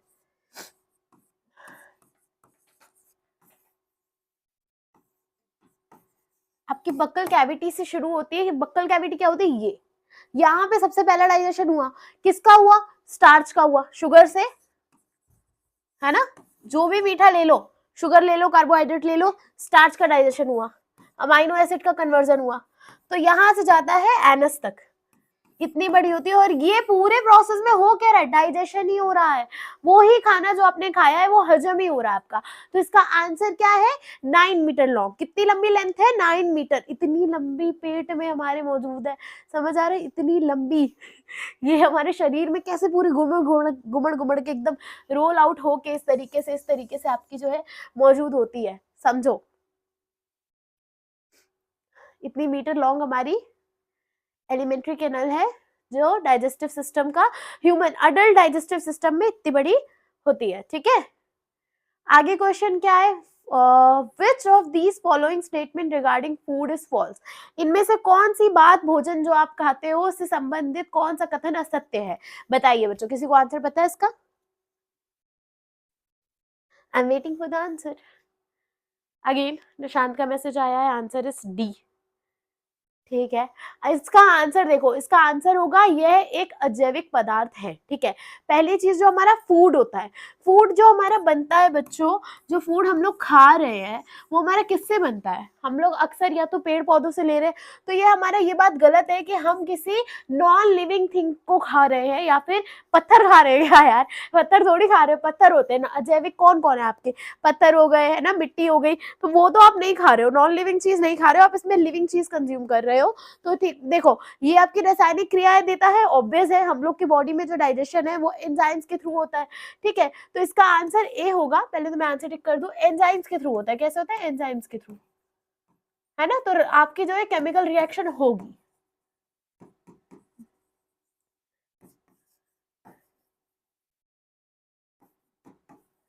पॉसिबिलिटी 100% है कि बॉडी में गया है तो एंजाइम अटैक करेंगे और सीधे सीधे डाइजेशन होगा। समझ रहे हो? पूरा इस तरीके से आपका डाइजेशन जो है इसमें होता है, 100% होता है। और दूसरा क्या है, ये एक जैविक पदार्थ है, बिल्कुल है। क्यों? क्योंकि हम लोग लिविंग्स को ही खाते हैं पका के, भले ही वो पेड़ हो, लेकिन पेड़ में पेन रिसेप्टर्स नहीं होते। कुछ लोगों का एक होता है पॉइंट कि अरे जो है पेड़ पौधे जो है वो भी तो जीवित है, उन्हें भी दर्द होता है, लेकिन नहीं, ऐसा कुछ नहीं है बच्चों। पेड़ में पेन रिसेप्टर्स नहीं होते, आपके इंसानों में और जानवरों में होते हैं पेन रिसेप्टर्स। इन्हें दर्द नहीं होता कटने पर। और दूसरा, जो बीज हम लोग खाते हैं, जो हम लोग अपना गेहूं खा रहे हैं, वो बीज से खा रहे हैं, वो भी तब जब वो पूरा सूख चुका है। और तीसरा ये पॉइंट तो सही है ही है कि हमें ऊर्जा प्रदान करता है, बिल्कुल हमें एनर्जी मिलती है भाई। हम लोग फूड खाते हैं इसलिए ताकि हमें ताकत मिले। अब कुछ का कहना होगा, नहीं मैम मैं तो खाना खाते ऐसे मुझे नींद आती है इतनी ज्यादा। बिल्कुल आती है। क्यों? क्योंकि हम शुगर के टाइम, मतलब शुगर के फॉर्म में कन्वर्ट करके कर रहे हैं। कार्बोहाइड्रेट खा रहे हैं, सेकेराइड खा रहे हैं, ये सब हम लोग खा रहे हैं, तो कार्बन डाइऑक्साइड रिलीज होती है, नींद आती है, पर एनर्जी किसको मिल रही है फिर किसको ताकत? मैंने खाई, मैंने अभी ढेर सारा जो है दाल चावल खाया, लेकिन मैं भाग नहीं पा रहा, मुझे नींद आ रही है। दाल चावल खा के जो नींद आती है, आहा, है ना? लेकिन वो नींद क्यों आ रही है? देखो क्या होता है, शुगर जो हमारा राइस है, राइस कार्बोहाइड्रेट है ना, तो वो जब ब्रेक डाउन होगा तो उसमें कार्बन डाइऑक्साइड रिलीज होगी बहुत ज्यादा। लेकिन क्या होता है, वो एनर्जी जो बन रही है बच्चों, वही एनर्जी आपकी डाइजेशन में हेल्प करती है। वही एनर्जी की वजह से मैं बोल पा रही हूँ, वही एनर्जी की वजह से हमारे सेल जो है वो काम करते हैं। ठीक है, हमारे सेल के काफी कार्य पूरे दिन में यदि देखा जाए तो इतने काम करता है पूरा बॉडी, इतने सारी वर्क। डाइजेशन इतना बड़ा प्रोसेस है, वो कंप्लीट करना is not a easy task, और वो कंप्लीट होता है। पूरे सोचो, इतना ज्यादा अमाउंट जो हमने कंज्यूम किया होता है उसको खत्म करता है, पूरा फिनिश करता है, एंजाइम बनाता है, ठीक है, डाइजेस्ट करता है। पूरी बॉडी हमारी, मान लो जैसे किसी को फीवर है, तो पूरी बॉडी आपकी लड़ रही होती है फीवर से, आपको पता है ये बात। आपकी पूरी बॉडी WBC काउंट बनाने में लगी होती है, इम्यून सिस्टम एकदम तैयार रहता है तलवार लेके कि आए मैं लड़ लूंगा, है ना? तो ये सारी चीजें हमारी बॉडी में हो रही है, एक एक चीज फंक्शनिंग में चल रही है। हमारी ब्रीदिंग हो रही है, ब्रीदिंग के लिए भी एनर्जी चाहिए होती है। तो एनर्जी का प्रोडक्शन जो हो रहा है वो वहां यूज हो रहा है। तो ये जो बच्चों का सवाल होता है कि मेरे को तो भाई ऐसे कुछ फील नहीं होता एनर्जी, मुझे तो नींद आती है, तो वो बेसिकली इसी वजह से होता है क्योंकि आपकी वो एनर्जी कंज्यूम हो रही है लंग्स में, और कार्बन डाइऑक्साइड वगैरह प्रोड्यूस हो रही है, तो वो जो है आपको थोड़ा नींद देती है ज्यादा। मुझे भी दाल चावल खा के नींद बहुत आती है। दाल चावल इज लव फूड, है ना, कि खाना ही है दाल चावल, घर जाओ तो दाल चावल चाहिए। by which process does food enter the alimentary canal? तो बच्चों देखो, एक तो पहले एलिमेंट्री कैनाल जो हमारी होती है, ठीक है, उसमें फूड किस तरीके से एंटर करता है, कैसे जाता है, तो हमने बताया था यहाँ से चालू है, तो हम इंजेशन करते हैं, क्या करते हैं, फूड ग्रहण करते हैं ना, इंजेशन करते हैं, तो इस तरीके से हमारे जो है बॉडी में फूड जाता है। तो जो आपका ये सवाल है कि पहला आंसर देखो इसका क्या होगा, कोई बताएगा? चलो मैं बताती हूँ। देखो इसका आंसर है अंत ग्रहण, ठीक है।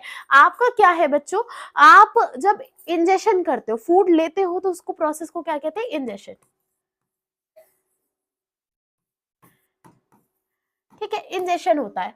क्या होता है, हमारा सबसे पहला भोजन हम जो है अंदर एलिमेंट्री कैनाल हमारी पूरी 9 मीटर की लंबी है, मैंने बताया बक्कल कैविटी से शुरू हो रही है, ये होती है बक्कल कैविटी, इसमें सेलिवरी ग्लैंड्स होते हैं आपके, है ना, तो ये एंटर करने का मतलब है इंजेशन करना, ठीक है। और पाचन आपका डाइजेशन हो गया, है ना। डाइजेशन क्या होता है, डाइजेशन, अच्छा डाइजेशन कहाँ से शुरू है, डाइजेशन माउथ से शुरू है। डाइजेशन ऑफ जो है आपका प्रोटीन और शुगर और स्टार्च जो है वो मुंह में ही होने लगता है। फिर उसके बाद जो है फूड में वायरस है, क्या है, और फूड आपका और छोटे छोटे पार्टिकल में ब्रेक डाउन होगा, वो कहाँ जाके होगा आपका, वो जाके स्टमक में होगा। फिर इंटेस्टाइन में एब्जॉर्प्शन होता है, फिर उसके बाद जो है वो आपका स्मॉल इंटेस्टाइन में एब्जॉर्ब करेगा, और वहाँ पे स्मॉल इंटेस्टाइन के कुछ एंजाइम्स होते हैं, वो जा जाके उससे जो है अटैच होंगे, और वो क्या है, एब्जॉर्ब करेगा, ठीक है, वहाँ पर। और उसी से वहाँ पे ही आपका सबसे ज्यादा न्यूट्रिशन जो है वो बॉडी में जाता है। और फिर उसके बाद आपका आता है लार्ज इंटेस्टाइन में, और लार्ज इंटेस्टाइन में क्या होता है, वाटर होता है सबसे ज्यादा, समझ रहे हो, वाटर का एब्जॉर्प्शन वहां पे होता है। तो ये तो खैर पॉइंट के आगे अब बढ़ते हैं। तो आपका फोर्थ क्या है question, what is the heart चक्र, हाँ, कार्डियक साइकिल जो हमारी होती है, यहाँ पे हार्ट चक्र लिखा हुआ है, कार्डियक साइकिल कर देते हैं। देखो कार्डियक साइकिल हमारी क्या होती है, कार्डियक साइकिल जो आपकी नर्व्स चल रही है, जो आपकी धड़कन चल रही है, लप डप, है ना, वो होती है। उसमें क्या होता है, एक केस में क्या होता है, हार्ट रिलैक्स होता है, एक केस में हार्ट जो है आपका मतलब रिलैक्स होगा, एक में आपका आके कॉन्सेंट्रेट होगा, मतलब पहले ढीला होगा फिर चिपकेगा, है ना, लब डब होता है, ब्लड का जो है फ्लो होता है। तो ये केस जो आपका होता है, ये इसमें क्या लिखा है, इसमें पूछा है कि क्या होता है, क्या होता है, एक धड़कन और एक नाड़ी का दर, और इसका आंसर किसी को पता है?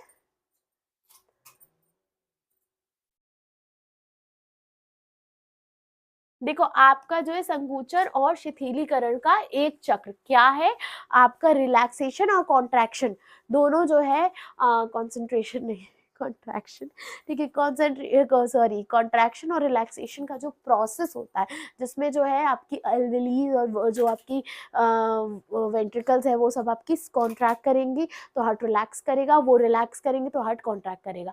ये जो प्रोसेस है ये लब डब का प्रोसेस, सुनाई दे रहा होगा, लब डब, लब, आवाज लब डब होती है, धक धक धक धक धक, वो वाली जो आवाज है वो हमारा जो है प्रोसेस आपका जो है कहलाता है आपका कार्डियक साइकिल, ठीक है। 72 टाइम्स होती है वैसे तो नॉर्मल ह्यूमन में। कौन इसमें से फेफड़े, फेफड़े के 4 टुकड़े कर लो, है ना, ये आपका, देखो मैं फेफड़ा ड्रॉ करती हूँ, ये बना, इतने अच्छे फेफड़े मैंने ड्रॉ किए हैं, सी, कोई नहीं कह सकता किडनी लग रहा है खुद में, ठीक है, क्या है किडनी तो अलग अलग होती है, बट ठीक है सह लेंगे हम लोग, ठीक है। तो जो ये फेफड़े इसके 4 टुकड़े हो सकते हैं क्या, नहीं ना, ये तो 4 भागों में नहीं डिवाइड होता। गुर्दा, किडनी भी नहीं होती, आमाशय भी नहीं होता हमारा, तो हमारा होता कौन है, हृदय, इसके 4 चैम्बर्स होते हैं ना, हार्ट के 4 चैम्बर्स होते हैं, हार्ट के आपके 4 चेम्बर्स होते हैं, 4 चेम्बर में डिवाइड होता है, फेफड़ा कभी 4 चेम्बर में नहीं डिवाइड हो सकता, फेफड़ा 2 होते हैं, गुर्दे 2 होते हैं, आमाशय तो पूरा पेट है, ठीक है। तो ये क्या है, इसमें डिवीजन 4 आपके चेम्बर्स किस में होते हैं, वो आपके सिर्फ और सिर्फ हार्ट में होते हैं, ठीक है। Okay, which part of the human brain controls the involuntary action of vomiting, कौन सा जो है पार्ट आपके दिमाग का वो आपका वॉमिटिंग का प्रोसेस को कंट्रोल करता है। अच्छा, जैसे हमें वॉमिट होता है ना, तो हम पेन फील कर पाते हैं, बहुत हद तक हमारे सर में सबसे पहले दर्द होता है, तो देखो ये आपका इनवॉलेंट्री प्रोसेस है, ठीक है। क्या होता है वॉलेंट्री प्रोसेस आपका, क्या होता है जिसको आप कंट्रोल कर सको, है ना, इनवॉलेंट्री जिसको आप कंट्रोल नहीं कर सकते। तो क्या ऐसा होता है कि हमें उल्टी आ रही है और हम नहीं नहीं आज उल्टी नहीं करनी, कल करेंगे, ऐसा हो सकता है, नहीं हो सकता। हमें वॉमिट अगर हो रहा होता है तो हम उसको कंट्रोल नहीं कर सकते। तो ये कौन से मतलब ह्यूमन ब्रेन का कौन सा पार्ट जो है इस एक्शन को कंट्रोल करता है, कौन है इसमें रिस्पॉन्सिबल, तो वो है आपका, बताओ क्या है इसका आंसर, मध्य मस्तिष्क, क्या है, मिड ब्रेन, मिड ब्रेन आपका जो है, या फिर रीढ़ की हड्डी है, हमारी बैकबोन है, नहीं है, इसका आंसर बी है। मैंने आंसर टिक किया था ना पीछे, पता नहीं, ठीक है, इसका आंसर बी है, हमारा जो है पीछे का भाग होता है यहाँ पर, ठीक है, इस जगह पे मौजूद होता है, यहाँ पर आपका जो है वो पार्ट मौजूद होता है जिसकी वजह से आप वॉमिट कंट्रोल होता है, जहाँ पे आपको वॉमिट आना है कि नहीं आना है वो कंट्रोल होता है, ठीक है। आगे बढ़ जाते हैं, which of the following part is responsible for providing a specific colour to the eye, आंखों में किसके वजह से रंग मौजूद होता है, बताओ, किसी को आंसर पता है? अच्छा, कुछ बच्चों का आंसर आ रहा है डी, ई, एफ, जी, ऐसे आंसर तो मत दो यार। देखो क्या है, आपका जो है आइरिस, हमारी ये जो आंख के बीच में होती है, ब्लैक कलर, मेरी तो ब्लैक है शायद, ब्लैक है ना, काफी लोगों का ब्लू होता है और कुछ रेयर वालों का ग्रीन कलर निकल रहा है इस समय, ठीक है। तो ये जो आपकी कलरिंग होती है ये आइरिस की वजह से होती है, ठीक है। रेटिना क्या होती है, रेटिना आपके आंख के सबसे पीछे मौजूद होती है, जो कि रिस्पॉन्सिबल होती है आपके जितने भी ऑप्टिकल नर्व्स हैं, ठीक है, वो वहां पे है, और आपके जो है जैसे रोशनी आई तो ये बात दिमाग को कौन पहुंचाएगा, रेटिना पहुंचाएगा, ठीक है। लेंस तो हमारी यही है, आगे ही है, ठीक है। कॉर्निया हमारे जो है आइरिस के अगल बगल में, वाइट वाइट, ठीक है, वो आपका कॉर्निया हो जाता है, इसका आंसर क्या है, आइरिस, ठीक है। स्केलेटल मसल किसको कहते हैं, ये ए जो है हमारा ठीक है, यहाँ से ये आंसर इधर आना चाहिए था पर हो गया। ठीक है, देखो स्केलेटल मसल क्या होती है, वो मसल जो हमारी स्केलेटन से अटैच होती है ना, अटैचमेंट करती है, तो वो हमारी मसल जो है वो कहलाती है आपकी स्केलेटल मसल। ठीक है, तो इसमें क्या है, एक चिक, इसका आंसर है एक चिक मसल। ठीक है, हृदय हमारी कार्डियक हो गई, हार्ट की हो गई। ठीक है, तो ये आपकी एक चिक मसल जो है वो आपकी स्केलेटल मसल कहलाती है। मांसपेशी, सबसे छोटी मांसपेशी कौन सी होती है?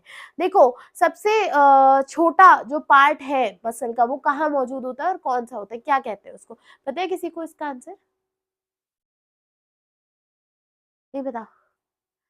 स्टेपिडियस। ठीक है, ये होता है इसका आंसर। क्या? स्टेपिडियस कहाँ मौजूद है? यहाँ कान में। ठीक है, कान के अंदर मौजूद होती है, एकदम छोटी सी मसल होती है। स्टेपिडियस हमारे कान में मौजूद होती है, तो ये होती कहाँ मौजूद है? आपकी ईयर में। ठीक है, तो स्टेपिडियस जो है हमारी सबसे स्मॉलेस्ट, अगर क्वेश्चन क्या है आपका स्मॉलेस्ट मसल कौन सी होती है, देखो ये आपका जो है दानापुर जेडारो में पूछा गया क्वेश्चन है कि सबसे स्मॉलेस्ट मसल कहाँ मौजूद होती है, तो वो हमारी ईयर में मौजूद होती है, जिसका नाम क्या होता है? स्टेपिडियस। ठीक है, ह्यूमन बॉडी में मौजूद होती है। कौन सी मांसपेशी है, सॉरी मांसपेशी है जो हड्डियों से जोड़ती है? बताओ डैश। किसी को पता है इसका आंसर? कौन होता है जो हड्डियों से जुड़ता है, किसी को पता है? मैं शायद विजिबल नहीं थी। देखो टेंडेंस हमारी होती है। ठीक है, जो टेंडेंस होती है हमारी, वो हमारी जो होती है शीरा जिसको कहते हैं, ठीक है, वो हमारी जो है हड्डियों में जुड़ती है। अगर यदि किसी ने नॉनवेज खाया हो तो उसको बोन्स के बीच में दिखने वाली ये टेंडन मसल्स की तरह दिखती है बिल्कुल। ठीक है, बहुत ही, ये क्या कैसा बोन बनाया मैंने, ऐसा बनाने की कोशिश कर रही हूँ मैं, प्लीज बच्चों इसको समझो, ये ऐसा बोन है। ठीक है तो यहाँ पे मौजूद होती है। ठीक है, तो वो आपको विजिबल होगी, बहुत क्लियरली बोन्स में दिखती है। ठीक है, तो ये हमारी क्या होती है, ये मसल को जो है बोन से जोड़ती है, कनेक्ट करती है। ठीक है generated by action of muscle is called, क्या आपका केमिकल फोर्स होगा, या फिर आपका बॉडी का फोर्स होगा, या फिर आपका जो है, बताओ क्या होगा इसका आंसर? किसी को पता है इसका आंसर क्या होगा? आपका पेशिएबल। क्या कहते हैं? पेशिएबल। ठीक है, ये हमारा जो होता है जैसे कौन सा फोर्स होता है ये, अब आपने, मैं क्या कर रही हूँ, मैंने ये उठाया, ठीक है, इसको उठाया, तो ये हमारी मसल पे लगी ना स्ट्रेंथ। ठीक है, ये हमारी फोर्स जो है एक्शन ऑफ मसल, मसल की वजह से ये एक्शन हुआ। ठीक है, क्या होता है? कॉन्ट्रैक्शन हो रहा है, रिलैक्सेशन हो रहा है ना, हाथ अंदर आ रहा है, बाहर जा रहा है, ये रिलैक्सेशन कॉन्ट्रैक्शन कौन कर रहा है? मसल कर रहा है। मसल नहीं दिखेगी मेरी इतनी, ये देखो इतनी अच्छी मसल है मेरी, स्ट्रेंथ देख रहे हो तुम लोग कितनी मोटी हूँ मैं ठीक है, क्या है? ये मसल कॉन्ट्रैक्शन और रिलैक्सेशन कर रही है, तो ये जो है ये आपका पेशिएबल कहलाता है, क्योंकि मसल्स का मूवमेंट की वजह से जनरेट हो रहा है। ठीक है, और यही है, जब हम चलते चलते किसी चीज से टकरा जाते हैं, मुझे लास्ट वाली उंगली को टेबल नहीं दिखती है ना, वो होता है ना वो दर्द, जब लास्ट वाली उंगली में चोट लगती है, बहुत जोर की दर्द होता है, तो वो इसी में होता है, इसी की वजह से होता है। तो जब मसल का कोऑर्डिनेशन बिगड़ता है ना, तब ज्यादातर चोट लगती है हम लोग को, जब हमारी मसल्स का मूवमेंट, मेमोरी जो होती है वो बिगड़ जाती है, उसकी याददाश्त चली जाती है मसल की, तो वो होता है अक्सर। क्योंकि क्या होता है हमारी, ये समझो कि अगर आप कहीं भी ज्यादा टकरा रहे हो, अक्सर टकरा रहे हो, तो वो आपका मूवमेंट चेंज हुआ है, या तो वहां पे थोड़ा सा चेंज आया, या फिर आपके पैर में कहीं पे दर्द है जो आप नहीं समझ पा रहे हो। चलो आगे आ जाते हैं। ऑप्थेल्मोलॉजिस्ट क्या करता है, मतलब किस चीज का? देखो त्वचा का तो कौन हो गया आपका, त्वचा का हो गया डरमैट, है ना, डरमैटोलॉजी। आजकल तो फैशन हो गया है derm, I am visiting dermat these days, I am having lot of pimples on my face, you see, तो ये बहुत कॉमन हो गया है, डरमैट तो पता ही है सबको। हड्डियों का कौन होता है? ऑर्थोलॉजिस्ट होता है ना, तो इसका आंसर क्या होगा? इसका आंसर ऑप्थेल्मोलॉजिस्ट का आंसर क्या होगा? ऑप्थेल्मोलॉजिस्ट यहाँ पे था होना चाहिए था बच्चों, थोड़ा सा था कर लेना इसको। ठीक है, ऑप्थेल्मोलॉजिस्ट का कौन होता है? तो आंखों का जो होता है उसको ऑप्थेल्मोलॉजिस्ट कहते हैं। ठीक है, ऑप्थेल्मोलॉजिस्ट, ऑप्टिकल से ध्यान रखो, ओपी। ठीक है, तो जो है ये आंखों के जो डॉक्टर होते हैं उनको ऑप्थेल्मोलॉजिस्ट कहा जाता है। तभी जो जिनको चश्मा लगा है, तो अगर आप आंखें दिखाने जाओगे तो आप किसके पास जाओगे? ऑप्थेल्मोलॉजिस्ट के पास। ठीक है, तो अब इस पे करो स्ले, क्या कहते हैं, स्ले कर रहे हैं, है ना, स्ले करो इस बात पे कि आई am visiting ophthalmologist these days because I'm having a little bit problem in my eyes, my vision is not proper, तो इस वजह से, ठीक है, तो ये कर सकते हैं हम लोग। इसमें स्ले मारते हैं अब, बहुत हो गया डर मैट वाला, अब नया निकालो। चलो नेक्स्ट आ जाते हैं।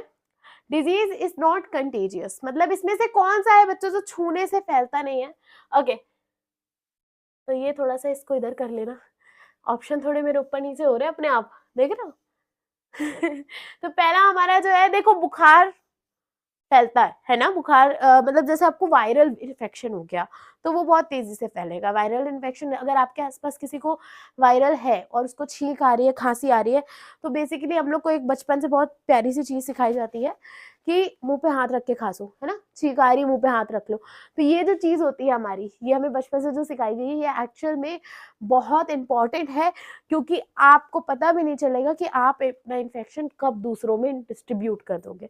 तो इसीलिए हम लोग मुंह ढक के करते हैं। अब ये जो गांठिया बीमारी होती है, गांठिया, ठीक है, ये ज्यादातर हमारी मदर लोगों को भी होती है, दादी लोगों को होती है, घुटनों की प्रॉब्लम होती है ना, पैर में दर्द होता है, नहीं चल पाती है ज्यादा, तो ये फैलते नहीं छू रहे। ऐसा नहीं है कि दादी लोग घुटना दबाते हैं, अरे यार मुझे हो गया, अब से मैं नहीं चल पाऊंगी, ये नहीं होता है, ठीक है।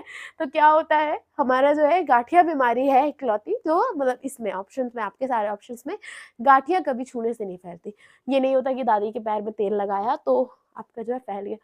बेटर है आप जो है ट्रीटमेंट के लिए, देखो डॉक्टर तो जो बताएगा वो करना ज़रूरी है, बट ये हमारे लिए बहुत ज़रूरी है कि जो हमारे बुजुर्ग हैं, हम उनको एक बार तो एटलीस्ट पूरे दिन में एक बार उनका पैर दबा दें या फिर उनको मसाज दे दें, क्योंकि मसाज जो है वो बॉडी के लिए बहुत इंपॉर्टेंट होती है। और ये हमारी नई जनरेशन नहीं समझती। हम लोग दादा लोग को देखो, दादाजी लोग को वो करते थे, है ना, खूब मसाज वगैरह। तो आई गेस हम सबको भी करना चाहिए, एंड स्पेशली अगर हमें ये दिख रहा है कि हमारी दादी को ज़रूरत है, तो आप लोगों को तो बिल्कुल करना चाहिए। तो गांठिया छूने से कभी फैलता नहीं है, डोंट वरी, नहीं होगा। खांसी हो गई है, मुंह बदल गया, ठीक है। इसमें से what are such fungi which depends specially on insects for their food called, कौन सी ऐसी है जो आपकी कीड़ों पर निर्भर करती है, कौन सी फंगस है? ठीक है, हाँ, पैरासाइट्स किस पे डिपेंड करती है? पैरासाइट तो कीड़ों पे डिपेंड नहीं करती। देखो पैरासाइट बॉडी पे डिपेंड करती है, ठीक है, पैरासाइट ऐसी है जो आपकी बॉडी पे डिपेंड करती है, कि कीड़ों पर नहीं। मतलब कि ये किसी की बॉडी में अगर है तो वो इतनी ज्यादा ग्रोथ कर लेती है, अगर आप पैरासाइट कंट्रोल नहीं कर रहे हो, ठीक है, तो वो इतनी ज्यादा ग्रो कर लेगी कि वो आपको चलाने लगेगी, आपकी बॉडी को अपने हिसाब से चलाने लगेगी। और ये जो पैरासाइट्स है ये हमारी बॉडी में भी मौजूद होते हैं, तो ये सब जगह मौजूद है। तो we have got to be very careful about it.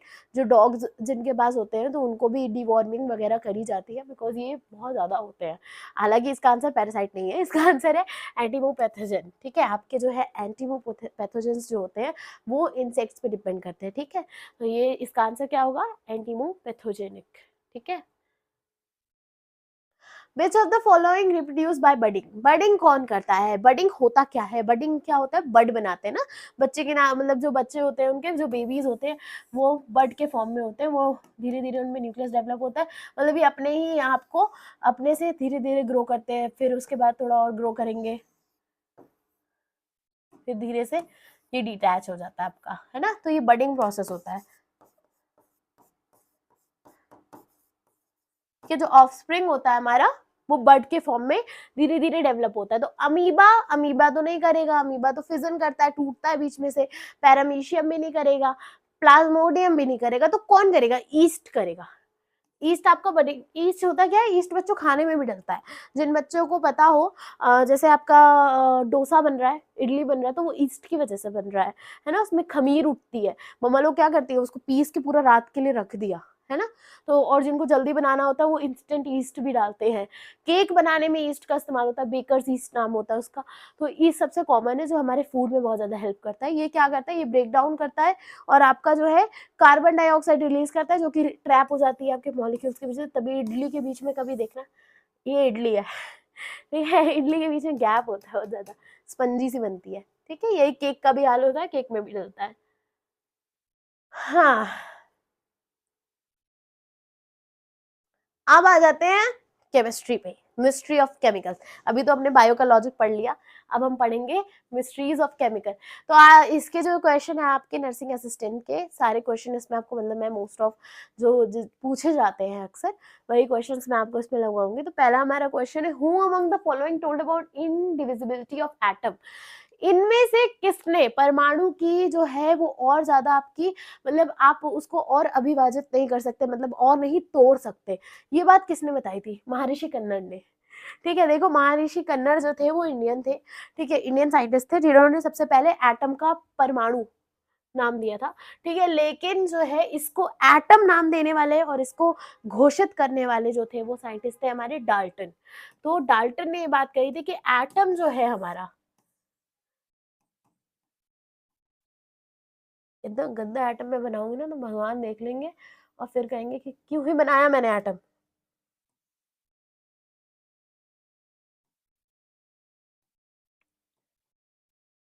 And not और ई माइनस। देखो इनका कहना था डाल्टन का कि आप किसी चीज को सबसे लास्ट तोड़ोगे तो वो लास्ट किस फॉर्म में आएगा? आपका एटम के फॉर्म में।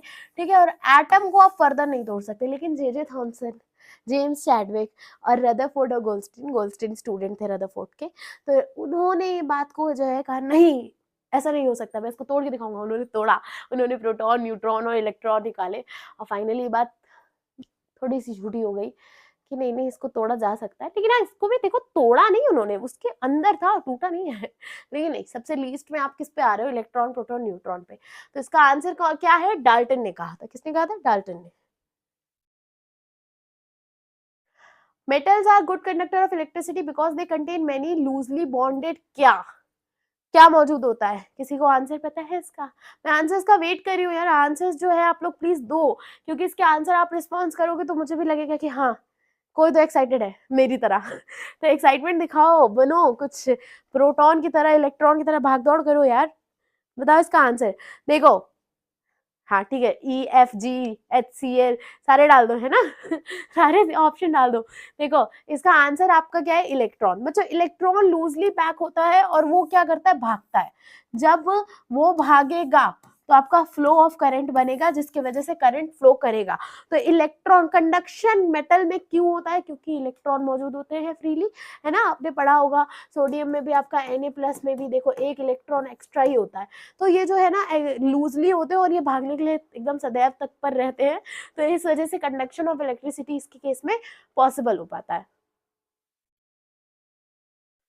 विच of the following statement is wrong? इसमें से कौन सी स्टेटमेंट जो है वो गलत है, कौन सा कथन जो है वो गलत है?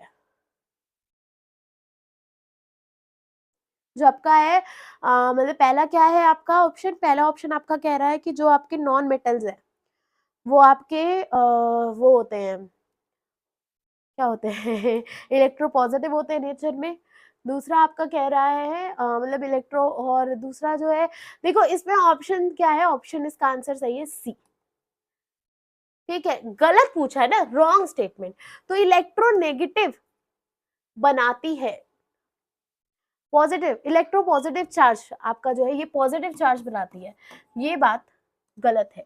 आपके नॉन मेटल्स जो होते हैं वो आपके नेगेटिव चार्ज बनाते हैं। क्या करते हैं? नेगेटिव बनाते हैं। क्यों? क्योंकि इनको चाहिए होता है भाई, इनको चाहिए, मतलब चार्ज तो आपका जो है इनके केस में क्या है? क्लोरीन है, क्लोरीन को एक इलेक्ट्रॉन चाहिए है, मांग रहा है।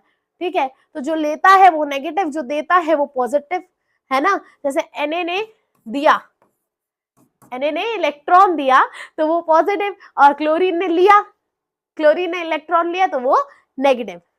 ठीक है, fullerene contains dash atom. Fullerene क्या होता है? Fullerene is allotrope of carbon. ठीक है, देखो आपके जो है काफी सारे कार्बन के एलोट्रॉप्स होते हैं, मैं नीचे भी देख रही हूँ, ऊपर भी देख रही हूँ, कमेंट में देख रही हूँ, तो मेरे जो है लिड्स जो है वो नीचे आ जा रही है। ठीक है, देखो क्या है आपका जो है एलोट्रॉप बनते हैं कार्बन के कई सारे, ठीक है, जिसमें ग्राफीन, ग्राफीन ऑक्साइड, फुलरीन, ये सब कुछ आता है। तो इसका आंसर देखो फुलरीन के 60 होते हैं। ठीक है, 60 कार्बन जो है वो जुड़े होंगे, ठीक है, गोल एकदम, मतलब गोले के आकार में जुड़े होंगे, ऐसे नहीं जुड़े होंगे कि ऐसे लग गए कहीं भी, जैसे मैं लगा दे रही हूँ कहीं भी। टोटल 60 लगाने हैं, मैं पूरे 60 नहीं लगा के दिखा रही हूँ, ठीक है। तो क्या है, ये गोले की तरह पूरा जुड़े होते हैं आपस में, ठीक है। और फुलरीन जो है वो कंडक्शन भी करती है, ठीक है। तो एलोट्रॉप ऑफ कार्बन है, ये ध्यान रखना है हमने को। आगे बढ़ते हैं, दो the existence of an element in 2 और मोर forms which have different physical physical property, मेरी फिजिकल प्रॉपर्टी इस समय सही नहीं चल रही है, I am not good, I am not feeling well. The existence of an element in 2 or more forms which have different physical properties but similar chemical properties is called existence of an element in 2 or more forms. क्या ये repeat हुआ यहाँ से question, ठीक है, काट दो ये, इस कॉल के आगे क्वेश्चन मार्क, ठीक है। क्या होता है, देखो आपका जो है, अभी मैंने बोला था, अभी नाम लिया था कि कार्बन के जो है क्या है, फुलरीन और ग्राफीन, और आपका ग्राफीन ऑक्साइड कार्बन के क्या है, एलोट्रॉप्स है। तो इसका आंसर क्या होगा, इसका आंसर होगा आपका एलोट्रॉपी। क्या होगा answer, allo allo allotropy, ठीक है, यानी कि आपका अपरूपता एलोट्रॉपी होती है। देखो एलोट्रॉपी में बच्चों क्या होता है, एलोट्रॉपी के केस में क्या होता है, एलोट्रॉप्स जो होते हैं हमारे, उनका फिजिकल फीचर तो सेम होता है बट केमिकल फीचर थोड़ा सा अलग होता है, ठीक है। सॉरी, केमिकल फीचर तो सेम होता है बट फिजिकल फीचर जो है वो अलग होता है, ठीक है। मतलब क्या है, फुलरीन और ग्राफीन दोनों ही कंडक्शन करेंगे, दोनों ही कंडक्शन का काम करेंगे, ठीक है।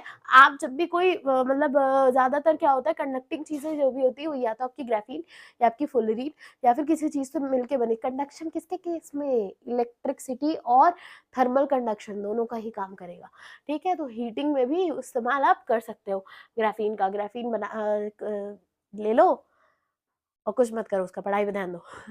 Which of the following is not an allotrope of carbon, इसमें से कौन सा जो है वो एलोट्रॉप नहीं है। देखो डायमंड है, ग्रेफाइट है, फुलरीन है, लेकिन इसका आंसर क्या होगा, इसका आंसर होगा बी, ठीक है। ये कट लगा देना। देखो क्या होता है, CO2 जो है हमारी वो गैस है, ठीक है। CO2 गैस है, वो भी कलरलेस गैस है, ठीक है।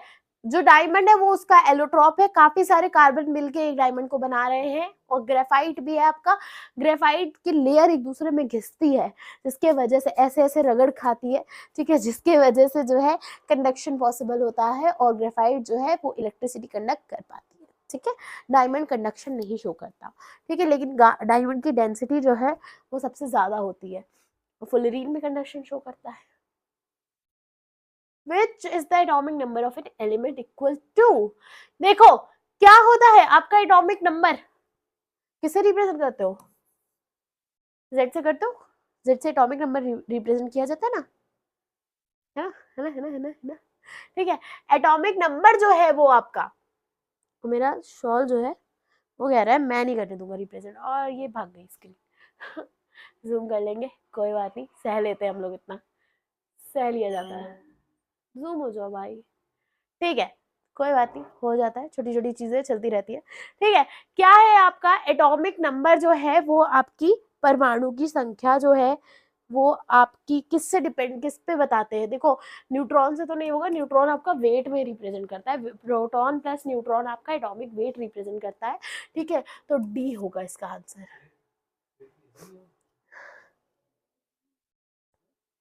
इसका आंसर क्या होगा, डी, प्रोटॉन की संख्या।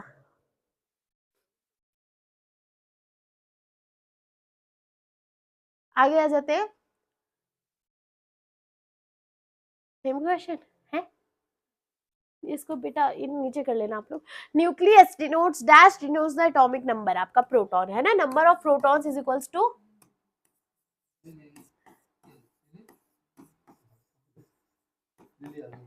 Number of protons is equals to आपका क्या होगा,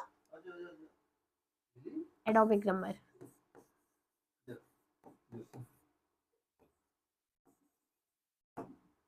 ठीक है। Hydrogen, what is the nucleus of hydrogen molecule made up of, भाई हाइड्रोजन का एटॉमिक मास भी एक है, एटॉमिक नंबर भी एक है। क्यों है ऐसा, क्योंकि ये इसमें सिर्फ और सिर्फ प्रोटॉन मौजूद है, खाली प्रोटॉन मौजूद है, ठीक है। तो इसका आंसर क्या होगा, केवल प्रोटॉन, ठीक है। 2 इलेक्ट्रॉन, केवल एक प्रोटॉन, इस वजह से इसका H1 और 1 रहता है दोनों, ठीक है। बड़े bonds form by element with the larger atom, क्या होता है जो बॉन्ड जो है लार्ज एटम में बनता है, ठीक है, जब आपका larger the atom weaker the bond, ठीक है, क्या याद रखना है हमने, larger the atom weaker the bond, तो बहुत कमजोर, the larger the atom, atom size of atom कर लेते ना,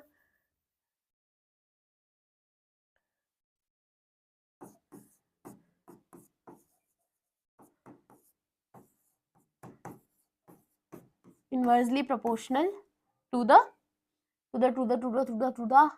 बॉन्ड, है ना, कितनी मतलब आपके बॉन्ड कितना ज्यादा स्ट्रोंगर होगा, ठीक है, ये जो है आपका इनवर्सली प्रोपोर्शनल, मतलब जितना ज्यादा बड़ा साइज एटम का होगा उतना ज्यादा वीक आपका बॉन्ड होगा, समझ रहे हो, बहुत वीक चला जाता है, जिसकी वजह से क्या है आप आसानी से तोड़ सकते हो। फॉर एग्जाम्पल चौक में देखा, चौक का कितनी आसानी से आप तोड़ के अलग कर सकते हो, बीच में से ब्रेक हो जाती है ना, वो होता है ब्रेक डाउन।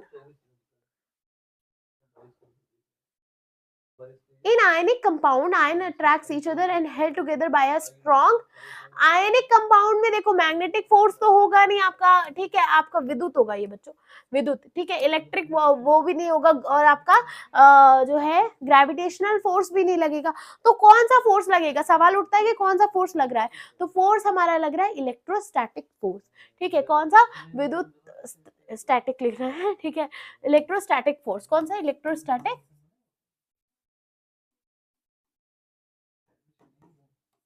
इलेक्ट्रोस्टैटिक फोर्स से देखो Cl माइनस और Na प्लस, ठीक है, ये जो है एक दूसरे से इलेक्ट्रोस्टैटिक फोर्स से खींचेंगे, आयनिक बॉन्ड बनता है, ठीक है, खींचेंगे इलेक्ट्रोस्टैटिक फोर्स की वजह से, क्यों, क्योंकि दोनों में ही चार्जेस है, ठीक है, तो दोनों एक दूसरे को अट्रैक्ट करेंगे, पॉजिटिव नेगेटिव को अट्रैक्ट करता है। डाइल्यूट कॉन्सेंट्रेटेड एसिड हम लोग क्या करते हैं, देखो आंसर बताओ कोई पहले, तो किसी को पता है इसका answer, B, B, option B. देखो क्या होता है बच्चों, कॉन्सेंट्रेटेड, क्या होता है, कॉन्सेंट्रेटेड एसिड जो होता है वो बहुत हायर होता है, यदि हमारी उंगली उसमें पड़ गई तो पूरा हाथ लेके जाएगी, एसिड इतना स्ट्रांग होता है, तो एसिड कभी खाली हाथ से नहीं छूना चाहिए, कैसे भाई मन किया तो हमने तुरंत जो है वो टच कर लिया, ठीक है, तो इसका आंसर देखो पानी में जो है आपका धीरे धीरे आप क्या करोगे, पानी में धीरे धीरे एसिड डालोगे, कॉन्सेंट्रेटेड एसिड डालोगे, वाटर में क्या करोगे, धीरे धीरे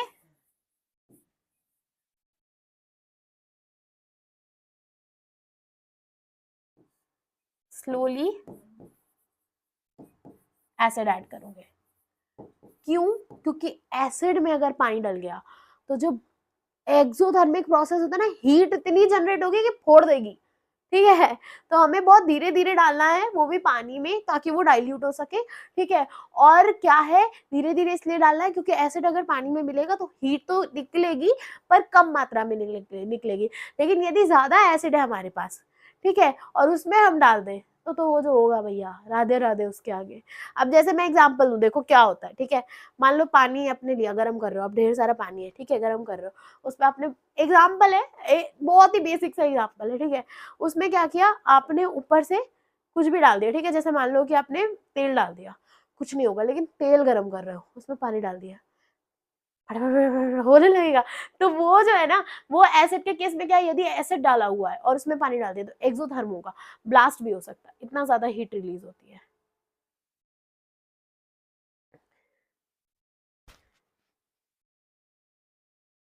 गैस्ट्रिक एसिड इसमें से कौन सा नहीं है, पोटेशियम क्लोराइड तो सॉल्ट है, सीधा सीधा नमक ना, सल्फ्यूरिक एसिड गैस्ट्रिक एसिड नहीं होता है, देखिए हाइड्रोक्लोरिक एसिड होता है, HCl, यही HCl हमारे कहाँ है, स्टमक में, स्टमक बनाने की कोशिश करते हुए ऐसा बनता है, जे शेप होती है ना कुछ ऐसे, चलो चल जाएगा, ठीक ठीक है, ऑलमोस्ट स्टमक है, ठीक है, लीवर जैसा स्टमक बना दिया मैंने और ऑलमोस्ट स्टमक है ये, ठीक है, क्या होता है इसमें, एसिड जो है, एसिड की लेयर, गैस्ट्रिक ग्लैंड्स होते हैं हमारे, ठीक है, ये एसिड रिलीज करते हैं, क्यों? ताकि जो वायरस आ रहा है, जो बैक्टीरिया आ रहा है वो खत्म हो जाए और आपका फूड जो है वो छोटे-छोटे मॉलिक्यूल्स में ब्रेक डाउन हो सके। इसलिए गैस्ट्रिक ग्लैंड क्या रिलीज करते हैं? HCl। ठीक है, और ये ना आपका 1.5 pH तक होता है। इतना ज़्यादा एसिडिक है कि मतलब हाथ जाए तो जल जाए, और है कहाँ? पेट में। तो इसको बचा कौन रहा है? म्यूकस बचाता है बच्चों। कौन बचाता है? म्यूकस। ठीक है, म्यूकस क्या करता है आपका? म्यूकस एक लेयर बना लेगा पेट में, जिसकी वजह से एसिड उसे छू ना पाए पेट को। यदि छू लेता है, जिनके में एसिड की मात्रा बढ़ जाती है जिनके शरीर में, उनको अल्सर, छाले ऐसी बीमारियां होती हैं। तो जिनको छाले अगर यदि हो रहे हो, ज़्यादा लगातार हो रहे हो, तो एसिड बढ़ता है बहुत ज़्यादा बॉडी में, तो उस पर ध्यान देना चाहिए, है ना। ठीक है, तो क्या है हमारा, और सोडियम क्लोराइड भी हमारा NaCl जो होता है बच्चों, वो भी सॉल्ट है। ये कॉमन सॉल्ट है, टेबल सॉल्ट है, common salt, subtle subtle salt.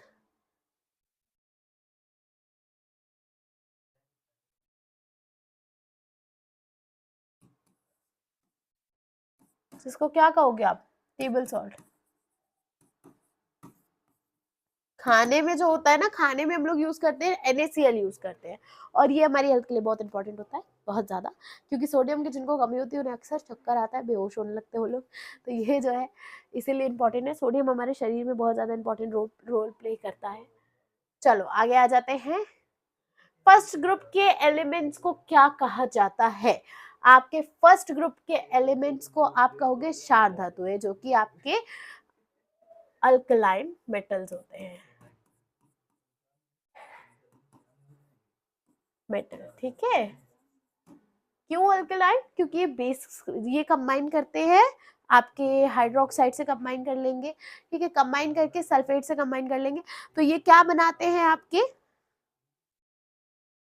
ये बनाते हैं बेसिस। ठीक है, तो ये बेसिक बिहेवियर शो करते हैं, और इसमें कौन कौन आ जाता है ना? हलीना की रब से फरियाद, हाइड्रोजन, लिथियम, हलीना, है ना, लिथियम, Na सोडियम, के पोटेशियम, रब से रुबीडियम, फरियाद, है ना, मतलब फेरिडियम। इस तरीके से जो है आपके चार जो है आपके फ्रांसियम जो है, सॉरी फेरिडियम नहीं, फ्रांसियम जो है आपके, ये पूरी फर्स्ट हमारी सीरीज होती है, फर्स्ट ग्रुप होता है। जो पीरियोडिक टेबल देखोगे तो उसमें सबसे पहला ये होता है,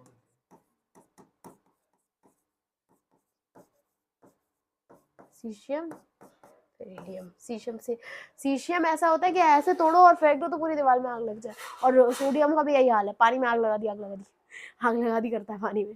ठीक है, next question, which is the only non metal present in the left side in the modern periodic table? आपकी मॉडर्न पीरियोडिक टेबल में कौन सा, भाई लेफ्ट साइड में सारे मेटल मौजूद है, कौन है इकलौता जो नॉन मेटल है? वो है हाइड्रोजन, H। देखो क्या होता है, हाइड्रोजन का ऐसा है, हाइड्रोजन हमेशा इलेक्ट्रॉन का भूखा रहता है, तो इलेक्ट्रॉन लेता है, और जो भी हमारे मेटल्स हैं वो हमारे एकदम क्या करते हैं, इलेक्ट्रॉन देते हैं, दानवीर होते हैं, और हाइड्रोजन इलेक्ट्रॉन ले रहा है, तो यहाँ बड़ा सा सिस्टम कंफ्यूजिंग हो जाता है। ठीक है, इसके वजह से प्रॉब्लम जनरेट होती है। ठीक है, इसके वजह से कंफ्यूजन जनरेट होता है। तो हाइड्रोजन का अभी तक प्लेसमेंट कंफ्यूजिंग है पीरियोडिक टेबल में, तो ये एक आप पॉइंट याद भी रख सकते हो कि क्या चीज़ है जो अभी तक पीरियोडिक टेबल में स्टेबल नहीं है, वो है हाइड्रोजन। ये दुष्ट सबसे मिलता है, सबसे कंबाइन करता है। ठीक है, तो ये हमारा एक प्रैक्टिस सेट हमारा पूरा हो चुका है। ठीक है, तो जिनके बच्चों, जिन आप में से जिन भी बच्चों के 37 क्वेश्चंस अगर करेक्ट है इसमें से, ठीक है, हालांकि मैंने लगवाया 30 है पर ओवरऑल सर के मिला के और मेरे मिला के अगर 37 करेक्ट है तो आपकी प्रैक्टिस सही जा रही है। ठीक है, नेक्स्ट प्रैक्टिस सेट हम लोग कल लगाएंगे, और कल की क्लास में हम लोग मिलते हैं, और आप लोग प्लीज़ सारे क्वेश्चन लगाते रहिए, कंटिन्यूसली लगाते रहिए, और जिनको भी डाउट है, कुछ भी है, प्लीज़ मुझे कमेंट सेक्शन में बताइए, जो भी चीज़ है प्लीज़ आप पूछिए, और नेक्स्ट क्लास में हम लोग मिलते हैं इसके आगे। All the best for this.